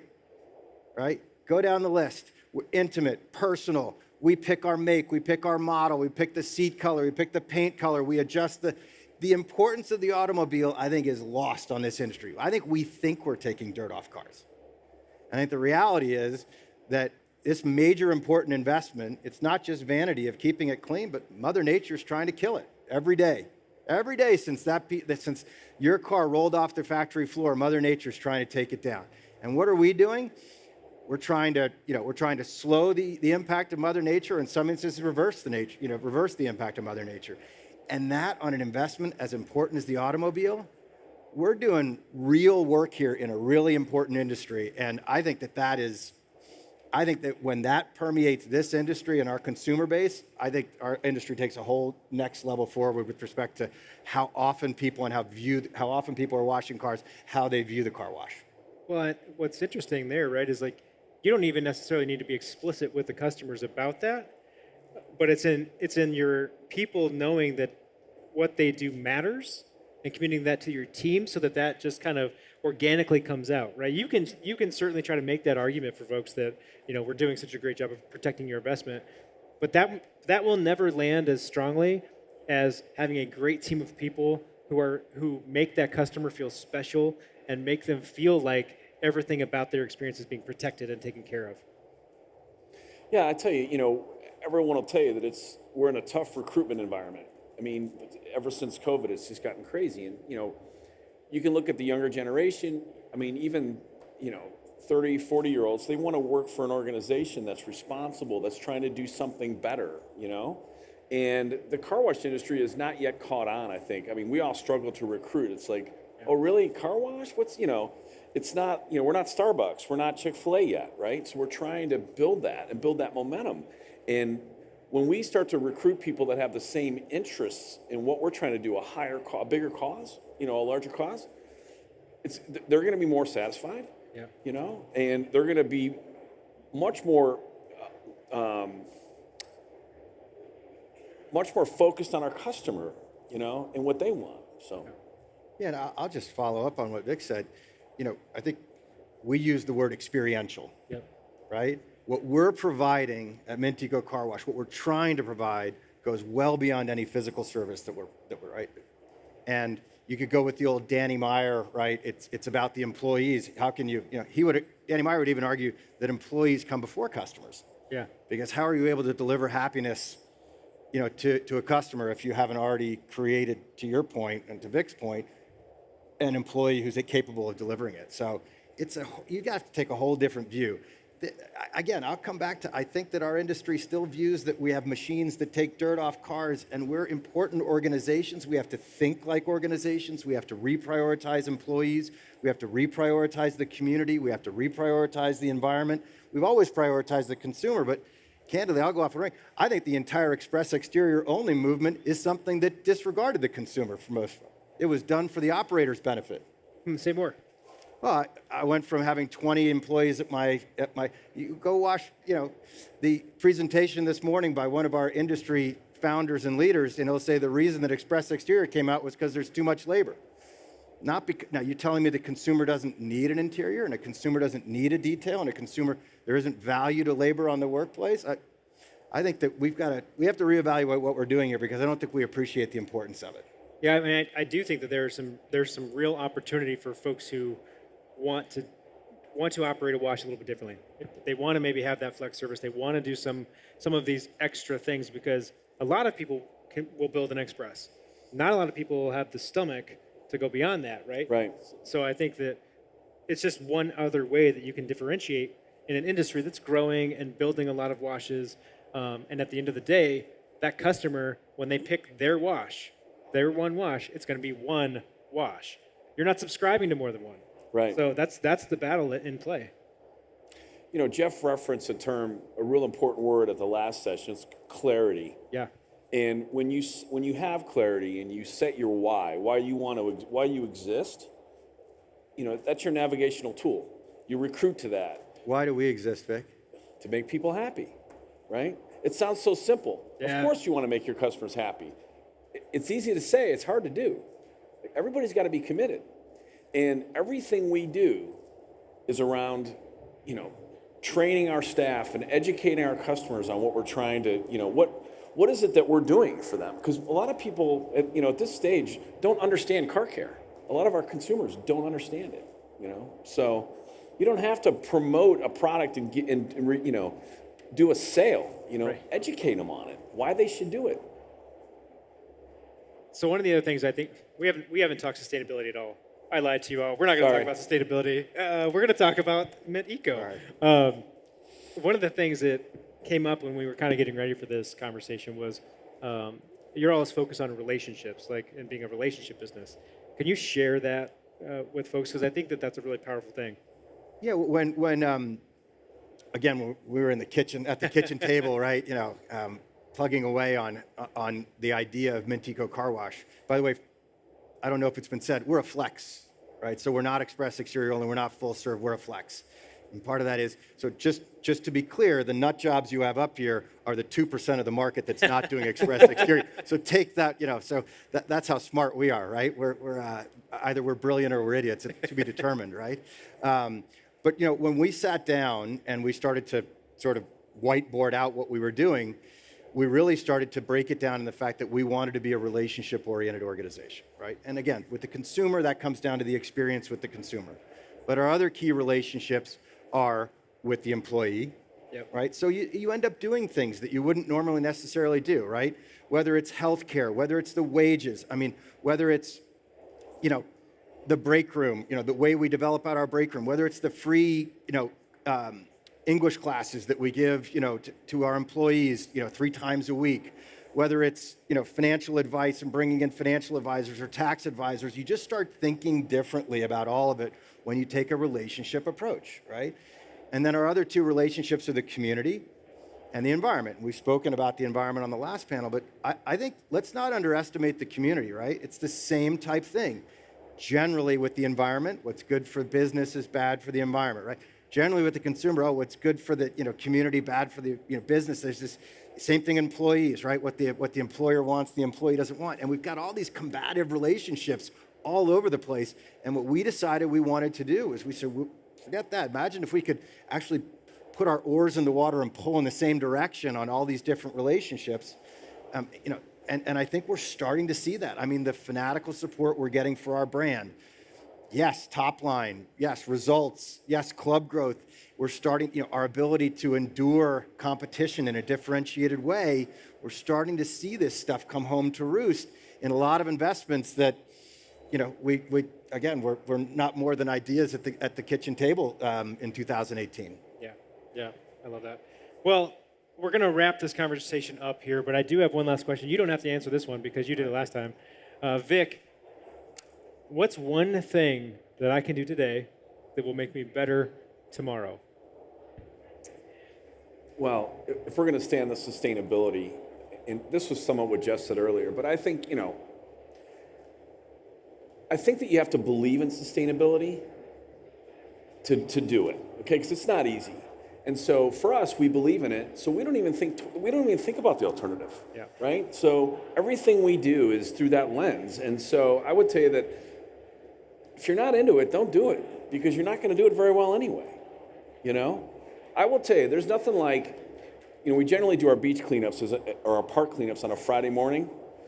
And so after putting in 70 hours that week and you go at 7 a.m. to do the park, no, serious, to do the park cleanup, you come out of there feeling energized. Yeah. Okay? I love to go to the beach with my wife, and the last thing I want to see is a plastic bottle on the beach, So just give back, and what ends up happening is now we have people joining us. We post it, they start to join us. We're trying to create this movement. We gotta all share in this responsibility. If we want the good part of it, we gotta deal with the bad. So yeah, that's great advice. I love that. I am booking my flight now to come see you. So love to have you. Come on a Friday. We'll do a beach cleanup together. Yeah, I'm not gonna do the beach cleanup. I'm sorry. I am so grateful that you all took the time today to share some of your story. I think it is a really great story. There's a lot of great stories in this industry, but I really appreciate the unique perspective you all took and the mindfulness that went into creating the thing before you were building the plane as it was taking off down the runway. So thank you for sharing some of your stories. We're still building. Yeah, it's still building, but it was seaworthy or airworthy, right. I guess. Yeah. The last thing you get to do, choose one person from the audience to play Plinko. Dun, dun, dun, Each of you can choose one. I think Duncan Davis has got to. Can we pick one of our own, or we want to pick somebody else? One of your own and one of someone else. All right, it's got to be somebody from Go because I love the orange shirt so much. Yes, there you go. Young lady, come on up. One there. And then let's bring our other one up. Who is the other one? Duncan Davis, our new chief operating officer. How many staff members are from? How many team members are from Go here at the show? They got to be 100. Yeah, good for you guys. That's awesome. That's funny. You guys can stay there, or you can exit the stage. But we're gonna do a little Plinko here. Is that a polite way of telling us to get out of here? Yeah, get off the stage, will you? Thank you so much. Yeah, no, thank you so much. Okay, so now the fun stuff. So let me grab a microphone so we can introduce you all. Okay, let's come back to the middle, and then we'll walk over. So you all look lovely in the lights. Okay, so stand and let's face the crowd here so we can see everybody. First, just tell me your name and where you're from. My name's Alexis Rodriguez. I'm from Fort Worth, Texas. Yeah. And what's your title with Go? I am part of our grand opening team, so integrations department. Oh, that's a tough job. Yes. That's a tough job. And how about you? Duncan Davis, the new COO. Jeff mentioned that I'm moving from Dallas down to Palm Beach Gardens. Okay. Oh, excellent. So, here's the deal. Here's what we're going to do. Each of you will get to. I'm not going to put you through anything uncomfortable. All you have to do is be able to climb the ladder back there, and we're going to drop one puck and see what you win. Okay. So, you can go first for us. Head on over. We are doing Plinko in between lots of these sessions, and then we have grand prize Plinko every day at 4:30. So special thanks to sponsors DRB for sponsoring this so that I can make my childhood dreams come true of having my own Plinko board. That's how this works, friends. Here's your puck. Okay, let me give you this puck. Do not drop it yet, because we have to count it down. This is my favorite part. I love this so much. Okay, so I'm going to give you a countdown. I'm going to go 3, 2, 1, drop, okay? Make sure that when you put it down, put it flat against the white just below the Let's Play. Because if you go there, it's gonna cartwheel out. So you want to lean over and see that right under there. Yeah, there you go. Okay, so we've got some good prizes down here, a good assortment of stuff. Is there anything that you really want? Okay, well, I'm gonna manifest. Let's put it out there. You want $100. That's what you would like to have. You would like $100. All right, so let's put it down there, and then 3, 2, 1, drop. Oh, where are we going? Oh, earbuds. Okay, awesome. Congratulations, you got earbuds. Come on down. Let's hear the earbuds. Yeah. I got to figure out which ones are the earbuds back here. Okay. Dun, dun, dun, dun. All right, so you get some branded earbuds. Thank you so much. Let's hear it for our contestant. Awesome. Duncan, here's your puck. Thank you. Head on up.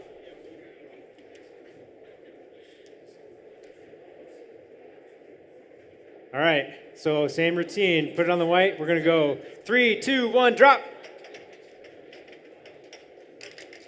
Sunglasses. All right, come on down, because you do need sunglasses at the car wash. So we've got some gooder sunglasses for you. We're going to be right back in just a little bit here with more great content for you in the Car Wash Magazine Live studio. Thanks, everybody. Thank you. Yeah, let me give you your shades.